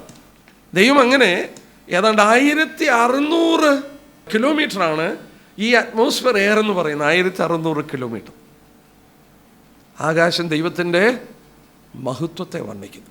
ഭൂമിയുടെ കൃത്യ വലിപ്പം, ഈ ഭൂമി ഇച്ചിരൂടെ വലുതായിരുന്നെങ്കിൽ ഈ 1600 കിലോമീറ്റർ കുറച്ചുകൂടെ താന്നു പോയനെ. ഫോഴ്സ് ഓഫ് ഗ്രാവിറ്റി കൂടും.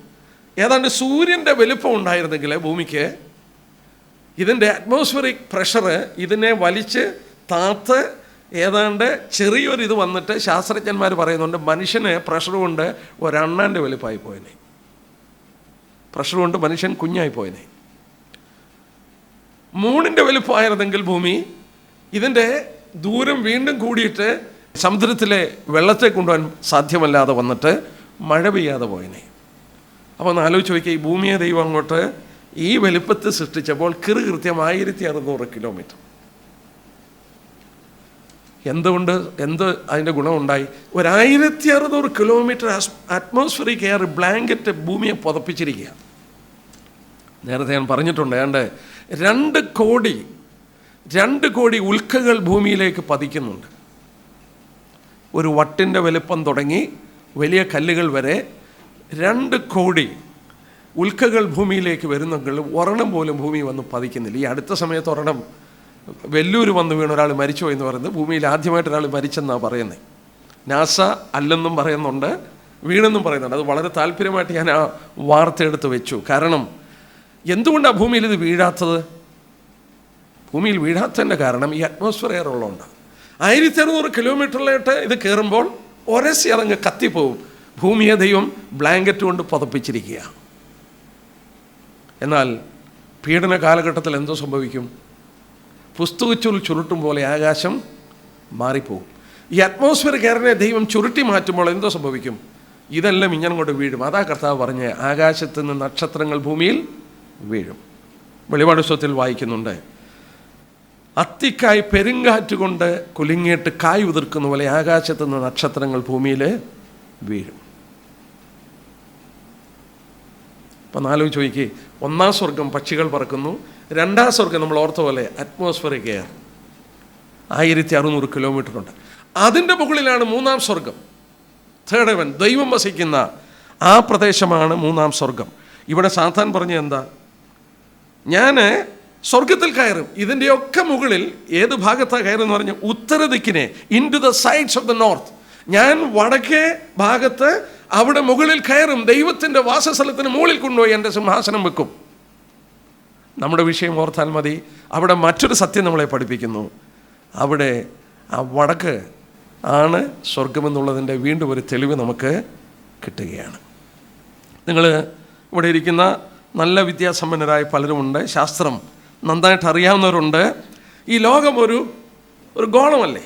ഈ ലോകത്തിൻ്റെ ഏറ്റവും ടോപ്പ് എന്ന് പറയുന്ന സ്ഥലം എവിടെയാണ്? നോർത്ത് പോൾ എന്നതിന് പറയുന്നത്. North pole. ഈ നോർത്ത് പോളിൻ്റെ മുകളിലൊരു സ്റ്റാറുണ്ട്. അതിന് പറയുന്ന നോർത്ത് സ്റ്റാർ എന്ന്. പല പേരുകൾ അതിന് പറയും. പോളാറിസ് എന്ന് പറയും, പോളാർ സ്റ്റാർ എന്ന് പറയും, ലോഡ് സ്റ്റാർ എന്ന് പറയും. ഈ പോളാർ സ്റ്റാർ അവിടെ നിൽക്കുന്നു. ഇനി നോക്കിക്കോണം, സാത്താൻ പറഞ്ഞത് ഓർക്കണം, ഞാൻ സ്വർഗത്തിൽ കയറും, ദൈവത്തിൻ്റെ നക്ഷത്രങ്ങൾക്ക് മീതെ ഞാൻ കയറും. അവിടെ ഒരു സ്റ്റാർ ഉണ്ട്, പോളാർ സ്റ്റാർ. ഈ പോളാർ സ്റ്റാർ അല്ലെങ്കിൽ നോർത്ത് സ്റ്റാറിൻ്റെ പ്രത്യേകത എന്താണെന്നറിയാം? മനുഷ്യൻ ബയോനോക്കുലേഴ്സ് കണ്ടുപിടിച്ച് കഴിഞ്ഞിട്ട് അവൻ വേറൊരു സത്യം മനസ്സിലാക്കി. ഈ നോർത്ത് പോളിൽ ആ സ്റ്റാർ അവിടെ നിൽക്കുക, ബാക്കി മുഴുവൻ കറങ്ങുന്നത് അതിനെ ചുറ്റിയാണ്. ഈ നോർത്ത് സ്റ്റാറിനെ ചുറ്റിയാണ് നക്ഷത്രങ്ങളും ഈ നക്ഷത്ര സമൂഹങ്ങളും ഭൂമിയും എല്ലാം കറങ്ങിക്കൊണ്ടിരിക്കുന്നത്. ആ നോർത്ത് സ്റ്റാറിനെ ബേസ് ചെയ്തുകൊണ്ടാണ്. കാന്തം എങ്ങോട്ടാണ് ആകർഷിച്ചുകൊണ്ടിരിക്കുന്നത്? നോർത്തിലോട്ടാണ്. There is an attraction. Universe revolves around north pole. ഈ പ്രപഞ്ചം തന്നെ നോർത്ത് പോളിനെ ഇത് ചെയ്തുകൊണ്ടാണ് ഇങ്ങനെ പോകുന്നത്. മറ്റു വിധത്തിൽ പറഞ്ഞാൽ, ഇന്ന് ശാസ്ത്രലോകം കണ്ടുപിടിച്ച പോലെ ഒരു പവർഫുൾ ക്യാമറ, ബൈനോക്കുലേഴ്സ് വെച്ചിട്ട് ഇതിനെ നോക്കിയാൽ കാണാം എല്ലാം ഇങ്ങനെ കറങ്ങുന്നത് ഈ നോർത്ത് പോളിനെ ബേസ് ചെയ്ത. പണ്ട് കപ്പൽ യാത്ര ചെയ്തവർക്ക് ഇന്നത്തെ പോലുള്ള സൗകര്യങ്ങളൊന്നുമില്ല. അവർ മുഴുവൻ കപ്പൽ യാത്ര ചെയ്തത് ഈ നോർത്ത് പോളിനെ നോക്കിക്കൊണ്ടാണ് അവർ യാത്ര ചെയ്തത് മുഴുവൻ. അതിനെ ബേസ് ചെയ്താണ് ഡയറക്ഷൻസും എല്ലാം കണ്ടുപിടിച്ച് അവർ യാത്ര ചെയ്തുകൊണ്ടിരുന്നത്. ഒരു കാര്യം ഓർത്താട്ടെ, ദൈവം എത്ര വലിയവനാണ്. ഉത്തരദിക്കിൽ ദൈവത്തിൻ്റെ സിംഹാസനത്തിൻ്റെ നക്ഷത്രങ്ങൾക്ക് മീതെ ഞാൻ കയറുമെന്ന് സാത്താൻ പറയുമ്പോൾ ഒരു നോർത്ത് സ്റ്റാറുണ്ട്, അതാണ് സ്വർഗമെന്ന് എനിക്കറിഞ്ഞുകൂടാ. പക്ഷേ ഒരു കാര്യം എനിക്കറിയാം, ശാസ്ത്രം പറയുന്ന പോലെ ഫിക്സറായിട്ട് ഭൂമിയുടെ ഉപരിതലത്തിൻ്റെ മണ്ട് നോർത്ത് പോളാണ്. അതിൻ്റെ മുകളിൽ ഒരു നോർത്ത് സ്റ്റാറുണ്ട്. സാത്താൻ പറയുന്നുണ്ട്, ഞാൻ ഉത്തരദിക്കിലുള്ള നക്ഷത്രങ്ങൾക്ക് മീതെ ദൈവത്തിൻ്റെ സിംഹാസനം കൊണ്ടുവെക്കുമെന്ന് പറഞ്ഞു. അറിഞ്ഞുകൂടാ, ചില ഹിൻസുകൾ മാത്രമേ കിട്ടുന്നുള്ളൂ. One thing is sure, heaven is on north side. It is a fixed place. അത് മാറ്റമില്ലാത്ത ഒരിടമാണ്. സകലതും അതിനെ ബേസ് ചെയ്തുകൊണ്ട് ഈ പ്രപഞ്ചം മുഴുവൻ കറങ്ങിക്കൊണ്ടിരിക്കുകയാണ്. കൊലോസ്യ ലേഖനം 1-ാം അധ്യായത്തിൻ്റെ 16-17 വാക്യം ഈ ദൈവത്തിൻ്റെ മഹത്വത്തെ വർണ്ണിക്കുന്ന വേദഭാഗം. കൊലോസ്യ ലേഖനം 1-ാം അധ്യായത്തിൻ്റെ 16-17 വാക്യം. അവൻ കർത്താവിനെ കുറിച്ച് പറയുന്നു, സർവ്വസൃഷ്ടിക്കും ആദ്യജാതനുമാകുന്നു, സ്വർഗത്തിലുള്ളതും ഭൂമിയിലുള്ളതും ദൃശ്യമായതും അദൃശ്യമായതും സിംഹാസനങ്ങളാകട്ടെ, കർത്തൃത്വങ്ങളാകട്ടെ, വാഴ്ചകളാകട്ടെ, അധികാരങ്ങളാകട്ടെ, സകലം അവൻ മുഖാന്തരം സൃഷ്ടിക്കപ്പെട്ടു, അവൻ മുഖാന്തരം അവനായിട്ടും സകലം സൃഷ്ടിക്കപ്പെട്ടിരിക്കുന്നു. അതിൻ്റെ 17-ാം വാക്യം, അവൻ സർവ്വത്തിനു മുമ്പേ ഉള്ളവൻ, അവൻ സകലത്തിലും ആധാരമായിരിക്കുന്നു. അവിടെ ഇംഗ്ലീഷിൽ വായിച്ചാൽ and he is before all things and in him all things consist. He is before all things and in him all things consist, hold together. അവൻ സകലത്തിനു മുമ്പേ ഉള്ളവനാണ്, സകലതും അവനാണ് അതിനെ മുറുകെ പിടിച്ചിരിക്കുന്നത്. ഈ പ്രപഞ്ചം മുഴുവൻ ഹീസ് ഹോൾഡിങ് ടുഗദർ. അവനതിനെ ഒന്നിച്ച് വഹിച്ചിരിക്കുകയാണ്. നമ്മൾ ഓർത്തു, ഫർദറസ് മനുഷ്യൻ നക്ഷത്രങ്ങളെ കണ്ടുപിടിക്കാൻ ശ്രമിച്ചപ്പോൾ അവൻ്റെ പവർഫുൾ ബൈനക്കിൾസ് ഉപയോഗിച്ച് നക്ഷത്രങ്ങളെ കണ്ടുപിടിക്കാൻ നോക്കി. അങ്ങനെ കണ്ടുപിടിച്ചപ്പോൾ ആ പവർഫുൾ ടെലസ്കോപ്പ് വെച്ചിട്ട് അവൻ കണ്ടുപിടിച്ചു ഏറ്റവും ദൂരെയുള്ള നക്ഷത്രമെന്ന് പറയുന്നത് 500 മില്യൺ ലൈറ്റ് ഇയേഴ്സ്, 500 ദശലക്ഷം പ്രകാശവർഷം ദൂരെയാണ് മനുഷ്യൻ കണ്ടുപിടിച്ച ഏറ്റവും ദൂരെയുള്ള നക്ഷത്രം. ഞാനത് വായിച്ചപ്പോൾ ഒരു നിമിഷം ഒന്ന് ഓർക്കണം. എന്ന് പറഞ്ഞാൽ എൻ്റെ അർത്ഥം എന്നാ? 500 ദശലക്ഷം 500 മില്യൺ ലൈറ്റ് ഇയേഴ്സ് അവേ. മനുഷ്യൻ കണ്ടുപിടിച്ച ഏറ്റവും ദൂരെയുള്ള നക്ഷത്രം 500 ദശലക്ഷം മൈൽ അപ്പുറത്താണ്. ലൈറ്റ് മൈലല്ല, ലൈറ്റ് ഇയേഴ്സ് അപ്പുറം. ഒരു ലൈറ്റ് ഇയർ എന്ന് പറഞ്ഞാൽ എത്ര? ഒരു സെക്കൻഡിൽ പ്രകാശം 1,86,000 മൈൽ സ്പീഡിൽ സഞ്ചരിക്കും. ഒരു സെക്കൻഡിൽ 1,86,000 മൈൽ സ്പീഡിൽ നമ്മൾ യാത്ര ചെയ്താൽ 500 ദശലക്ഷം ലൈറ്റ് ഇയേഴ്സ് കഴിഞ്ഞാൽ മനുഷ്യൻ കണ്ടുപിടിച്ച നക്ഷത്രത്തിൻ്റെ അപ്പുറത്ത് ചെല്ലും. ആ നക്ഷത്രത്തിന് സംവെയർ ബിയോണ്ട് ദാറ്റ് ഹെവൻ, അതിൻ്റെ ഏതോ അപ്പുറത്താണ് ഈ സ്വർഗം. നമുക്കറിഞ്ഞുകൂടാ. ഞാനിത് ഓർത്തപ്പോൾ എൻ്റെ മനസ്സിൽ ഓടി വന്നു. നിങ്ങൾക്ക് ചിലർക്കെങ്കിലും ഓർമ്മ കാണും, ഒരു റഷ്യൻ ആസ്ട്രോനോട്ട്, അദ്ദേഹം സ്പേസിൽ പോയിട്ട്, അദ്ദേഹത്തിൻ്റെ പേര് ഗ്രിഗറി എന്നോ മറ്റോ, യൂറി ഗഗാറി, യെസ് റൈറ്റ്, യൂറി ഗഗാറി. അദ്ദേഹം സ്പേസിൽ പോയി വന്നേച്ച് പറഞ്ഞു, ഞാൻ അവിടെ ഒക്കെ നോക്കി ദൈവത്തെ കണ്ടില്ലെന്ന് പറഞ്ഞു. മനുഷ്യൻ എന്തോ കണ്ടു. 500 ദശലക്ഷം ലൈറ്റ് ഇയേഴ്സിൻ്റെ അവയാണ് കണ്ടുപിടിച്ച നക്ഷത്രത്തിൻ്റെ ഏറ്റവും അപ്പുറത്തുള്ളതെന്ന് മനുഷ്യൻ കണ്ടുപിടിക്കുകയുണ്ടായി. നമ്മൾ ഓർക്കണം, അവിടെയാണ് സ്വർഗമെങ്കിൽ, അതിൻ്റെ അപ്പുറത്താണ് സ്വർഗമെങ്കിൽ, അങ്ങനെയാണ് നമുക്ക് കാണാൻ മനസ്സിലാക്കാനായിട്ട് സാധിക്കുന്നത്. നമ്മളൊരു നിമിഷം ഒന്ന് ഓർത്ത് നോക്കി. നമ്മളവിടെ ഈ ശരീരം രൂപാന്തരം പ്രാപിച്ച് പോകുക എന്ന് പറഞ്ഞാൽ, ഞാൻ ഇന്ന് പകൽ അറിയാതെ പാടിപ്പോയി KV സൈമൻ സാർ പാടിയ ഒരു പാട്ട്. അദ്ദേഹം പാടി, മേലുള്ള യെരുശലേമേ ദിവ്യ ഭക്തർതൻ ആലയമേ. അതിനകത്തൊരു സ്റ്റാൻസയുണ്ട്. നമ്മുടെ പാട്ടുപുസ്തകത്തിൽ 886 പാട്ടാണ്, ഒരു 886. ആ പാട്ട് എല്ലാവർക്കും അറിയാമോന്നറിയില്ല. പക്ഷെങ്കിൽ ഇന്ന് പകൽ ഞാൻ അതിൻ്റെ ഈ ഭാഗം ധ്യാനിച്ചപ്പോൾ ആ 1ാം സ്റ്റാൻസയും 4ാമത്തെ സ്റ്റാൻസയും ഒന്ന് പാടാൻ അറിയാവുന്നവരൊന്ന് ചേർന്ന് പാടിയാൽ മതി. 886. എന്നിട്ട് അതിൻ്റെ ആശയം ഒന്ന് ശ്രദ്ധിച്ചോണം. മേലിലുള്ള യെരൂശലേമേ കാലമെല്ലാം കഴിയുന്ന മേളിലെന്നെ ചേർക്കണേ നിൻ കൈകളിൽ. നാഥ ലളിത കൃപയുടെ വർഷമനുദിനമനുഭവിപ്പതിനരുളണേ സഭയാകുമീ പുഷ്പമാം സാധു നൈതലിൽ. നിന്റെ പാലനമല്ലാതെ എന്തി പൈതലിൽ, നിന്റെ പാലനമല്ലാതെ എന്തി പൈതലിൽ. 4ാമത്, 1000 കോടി വാനഗോളങ്ങളെ താണ്ടി, 1000 കോടി വാനഗോളങ്ങളെ താണ്ടി പോയിടും നിൻ മാർഗമോഹിക്കാവതോ. കാണും ഗഗനതലമതും അനുജഗണനയും അതിശയിച്ചുയരും വിധൗതവ ഭാഗ്യമാഹിമയെ വാഴ്ത്താനാവതോ. സൗഖ്യം ലേശമെങ്കിലും മുരപ്പാൻ നാവിതോ. സൗഖ്യം ലേശമെങ്കിലും മുരപ്പാൻ നാവിതോ. ഇവിടെ നമ്മൾ പാടിയതുപോലെ 1000 കോടി വാനഗോളങ്ങളെ താണ്ടി പോയിടും നിൻ മാർഗമോഹിക്കാവതോ. ഒരിക്കലും ചിന്തിക്കാൻ കഴിയില്ല. നമ്മൾ ഓർത്തു, ഈ പ്രപഞ്ചം എത്ര വലുതാണ്. മനുഷ്യൻ കണ്ടുപിടിച്ചു, ഏറ്റവും വിദൂരമായി മനുഷ്യൻ കണ്ടുപിടിച്ച നക്ഷത്രം 500 ദശലക്ഷം ലൈറ്റ് ഇയേഴ്സ് അവയാണ്. പ്രകാശവർഷം എന്ന് പറയുമ്പോൾ ഒരു സെക്കൻഡിൽ 1,86,000 മൈൽ സ്പീഡിൽ യാത്ര ചെയ്താൽ ഒരു വർഷം എത്ര യാത്ര ചെയ്യുന്നു? അതാണ് 1 ലൈറ്റ് ഇയർ. അങ്ങനെ 500 ദശലക്ഷം ലൈറ്റ് ഇയർ യാത്ര ചെയ്താൽ അവിടെയാണ് അവസാനം മനുഷ്യൻ കണ്ടുപിടിച്ച ഏറ്റവും വിദൂരമായ നക്ഷത്രം. സാത്താൻ പറഞ്ഞു, ലൂസിഫർ പറഞ്ഞു, നക്ഷത്രങ്ങൾക്ക് മീതെ, വടക്കേ ദിക്കിൽ നക്ഷത്രങ്ങൾക്ക് മീതെ ദൈവത്തിൻ്റെ സിംഹാസനത്തിൻ്റെ മുകളിൽ ഞാൻ എൻ്റെ സിംഹാസനം കൊണ്ടുവെക്കുമെന്ന് സാത്താൻ പറയുകയുണ്ടായി. നമുക്ക് ഈ വലിയ പ്രത്യാശ കർത്താവ് തന്നിട്ടുണ്ട്. നമ്മുടെ മനസ്സിൽ, ഞാനിവിടെ നിർത്തുക, അടുത്ത ഭാഗം എടുത്താൽ തീരില്ല, അതുകൊണ്ട് ഇവിടെ നിർത്തുകയാണ്. നമ്മുടെ മനസ്സിൽ ആ പ്രത്യാശ കൊണ്ട് നിറയട്ടെ. നമ്മൾ ഈ ലോകത്തിലല്ല നമ്മുടെ ആശ. നമ്മുടെ കർത്താവ് പറഞ്ഞ പോലെ നമ്മുടെ നിക്ഷേപങ്ങൾ സ്വർഗത്തിൽ സ്വരൂപിക്കാൻ, നമ്മളെ മറ്റുള്ളവരെ പരിഹസിക്കുകയും നിന്ദിക്കുകയും നിസ്സാരനം നിന്നുകയും ചെയ്യുമ്പോൾ സ്വർഗത്തിൽ നിങ്ങൾ തുള്ളിച്ചാടാൻ പറഞ്ഞു. സ്വർഗത്തിൽ നിങ്ങളുടെ നിക്ഷേപം വലുതാണ്. നമ്മൾ ഓർത്തു, it is a little place. ആശ്ചര്യമായൊരു സ്ഥലമാണ്. അവിടെ നമുക്ക് വേണ്ടി ഒരു പ്രത്യേക സ്ഥലം കർത്താവ് ഒരുക്കുകയാണ്.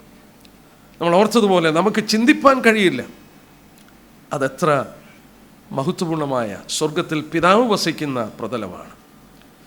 എന്നാൽ നമ്മൾ ഓർത്തു, ഏറ്റവും മനോഹരമായി, ഇത്ര വിദൂരമാണെങ്കിലും ഇത്ര ഉന്നതമാണെങ്കിലും അവൻ അത്ര വിശുദ്ധനാണെങ്കിലും നമ്മളിവിടെ വിനയപ്പെടുകയും താഴ്ത്തുകയും ചെയ്ത് നമ്മൾ പ്രാർത്ഥിച്ചാൽ ആ സ്വർഗത്തിൽ ദൈവം നമ്മുടെ പ്രാർത്ഥന കേൾക്കും. നമ്മൾ അങ്ങനെ ഒരു വലിയ ഭാഗ്യം നമുക്ക് നൽകിയതോർത്ത് ദൈവത്തെ സ്തുതിക്കാം. കർത്താവ് അനുവദിച്ചാൽ അടുത്ത ക്ലാസ്സിൽ ഈ സ്ഥലം എങ്ങനെയുള്ളതാണെന്നും അവിടെ എന്തൊക്കെ ഉണ്ടെന്നും ഇല്ലെന്നുമുള്ള കാര്യം നമുക്ക് പരിശോധിക്കാനായിട്ട് നോക്കാം. നമുക്ക് പ്രാർത്ഥിക്കാം. സ്വർഗീയ പിതാവേ, ഞങ്ങൾ അവിടുത്തെ നന്ദിയോടെ സ്തുതിക്കുന്നു. നീ എത്ര വലിയവനെന്നുള്ളത് ഇന്ന് രാത്രി ഞങ്ങൾ ഓർക്കുകയാണ്. അങ്ങയുടെ സൃഷ്ടികളെ നോക്കിയാൽ അവയെ സൃഷ്ടിച്ച് അവിടുത്തെ ശക്തിയുള്ള വാക്കാൽ വഹിക്കുന്ന ദൈവം അങ്ങ് എത്രയോ വലിയവനാണ്. ഞങ്ങൾ വിനയപ്പെട്ട് അവിടുത്തെ ആരാധിക്കുന്നു. ഞങ്ങൾ നിൻ്റെ വചനത്തിലൂടെ പരിധി നോക്കിയായിരുന്നു. ഞങ്ങളുടെ പ്രത്യാശയായ സ്വർഗത്തെക്കുറിച്ച് നീ വെളിപ്പെടുത്തിയ കാര്യങ്ങൾ പഠിക്കുവാനായിട്ട് ശ്രമിക്കുകയായിരുന്നു. സ്വർഗത്തിൽ വസിക്കുന്ന ദൈവം ഞങ്ങളുടെ പ്രാർത്ഥന കേൾക്കുന്നു എന്നുള്ളത് ഓർത്തു സ്തോത്രം. മാനവരാശിയുടെ ചരിത്രത്തിൽ ഒരു കാര്യം വളരെ വ്യക്തമായി മനസ്സിലാക്കുവാൻ തിരുവചനത്തിലൂടെ ഞങ്ങളെ അനുവദിക്കുന്നു. നീ പ്രാർത്ഥന കേട്ട് ഭൂമിയിൽ പല കാര്യങ്ങൾ ചെയ്ത് കൊടുത്തിട്ടുണ്ട്. ഇസ്രായേലിൻ്റെ ചരിത്രം ഞങ്ങൾ ഓർക്കുകയായിരുന്നു. അവരുടെ മധ്യത്തിൽ ഇറങ്ങി വന്ന ദൈവം അവരെ വിട്ട് സ്വർഗത്തിലോട്ട് പോയി. എന്നാൽ അവർ വിനയപ്പെട്ട് പ്രാർത്ഥിക്കുമ്പോൾ സ്വർഗത്തിൽ നിന്ന് തൻ്റെ ജനത്തിന് വേണ്ടി ആരും അറിയുന്നില്ലെങ്കിലും അവിടുന്ന് പ്രവർത്തിക്കുന്ന ദൈവമായിരിക്കാൻ നന്ദിയോടെ സ്തോത്രം. ഞങ്ങൾക്ക് വേണ്ടി മഹാപുരോഹിതനായി ദൈവസന്നിധിയിൽ കരേറിപ്പോയി പിതാവിൻ്റെ വലത്തുഭാഗത്ത്, സ്വർഗത്തിൽ മഹിമയുടെ വലത്തുഭാഗത്ത് ഞങ്ങൾക്ക് വേണ്ടി പക്ഷപാതം ചെയ്യുന്ന ഒരു കർത്താവ് ഉള്ളതിനാൽ സ്തോത്രം. ഞങ്ങളുടെ ബലഹീനതകളിൽ തുണ നിൽക്കുകയും ഞങ്ങളെ സഹായിക്കുകയും ഞങ്ങളെ ദോഷങ്ങളിൽ നിന്ന് വിടുവിക്കുകയും ഞങ്ങളെ കരുതുകയും ചെയ്യുന്ന ദൈവത്തെ ഞങ്ങൾ നന്ദിയുള്ള ഹൃദയത്തോടെ സ്തുതിക്കുന്നു. ഞങ്ങൾക്ക് ഇത്ര വലിയ പ്രത്യാശ തന്നല്ലോ കർത്താവേ. ഞങ്ങൾ എത്രയോ താഴ്ചയുള്ളവരാണ്. ഈ നന്മകളൊന്നും അനുഭവിപ്പാൻ ഞങ്ങൾ അർഹരല്ലെങ്കിലും നീ ഞങ്ങൾക്ക് തന്നിരിക്കുന്ന വലിയ അനുഗ്രഹങ്ങളെ ഓർത്ത് നന്ദിയോടെ സ്തോത്രം. ഈ ലോകത്തിൻ്റെ മനുഷ്യൻ്റെ ഓഹരി ഈ ആയുസ്സിലാണ്. എന്നാൽ ഞങ്ങളുടെ ഓഹരി ഇവിടെയല്ല. ഞങ്ങളുടെ ഓഹരിയും ഞങ്ങളുടെ നിക്ഷേപമൊക്കെ സ്വർഗത്തിലാണ്. ഞങ്ങളതിനു വേണ്ടി വളരെ വില കൊടുപ്പാനും വളരെ ഇൻവെസ്റ്റ് ചെയ്യുവാനും ഞങ്ങളതിൽ നിക്ഷേപങ്ങൾ കരുതുവാനും കർത്താവ് പറഞ്ഞ പോലെ ഞങ്ങളെ സഹായിക്കണം. ഈ പഠനങ്ങൾ ഞങ്ങളെ കൂടുതൽ ആത്മീയരാക്കി തീർക്കണം. വരുന്ന ആഴ്ചയിലും കടന്നു വന്ന് തുടർന്ന് ഞങ്ങൾക്ക് പഠിപ്പാൻ ഞങ്ങളെ അനുവദിക്കണം. നീ മഹത്വം എടുക്കണം. ക്ഷേമത്തോടെ ഞങ്ങളുടെ ഭവനത്തിലെത്തിക്കണം. കൂട്ടിക്കൊണ്ടുവന്ന് എല്ലാവർക്കായി സ്തോത്രം. മഹത്വം അവിടുത്തേക്ക് ഇരിക്കട്ടെ. ഞങ്ങളുടെ രക്ഷകനും കർത്താവുമായ യേശു ക്രിസ്തുവിൻ്റെ വിലയേറിയ നാമത്തിൽ തന്നെ.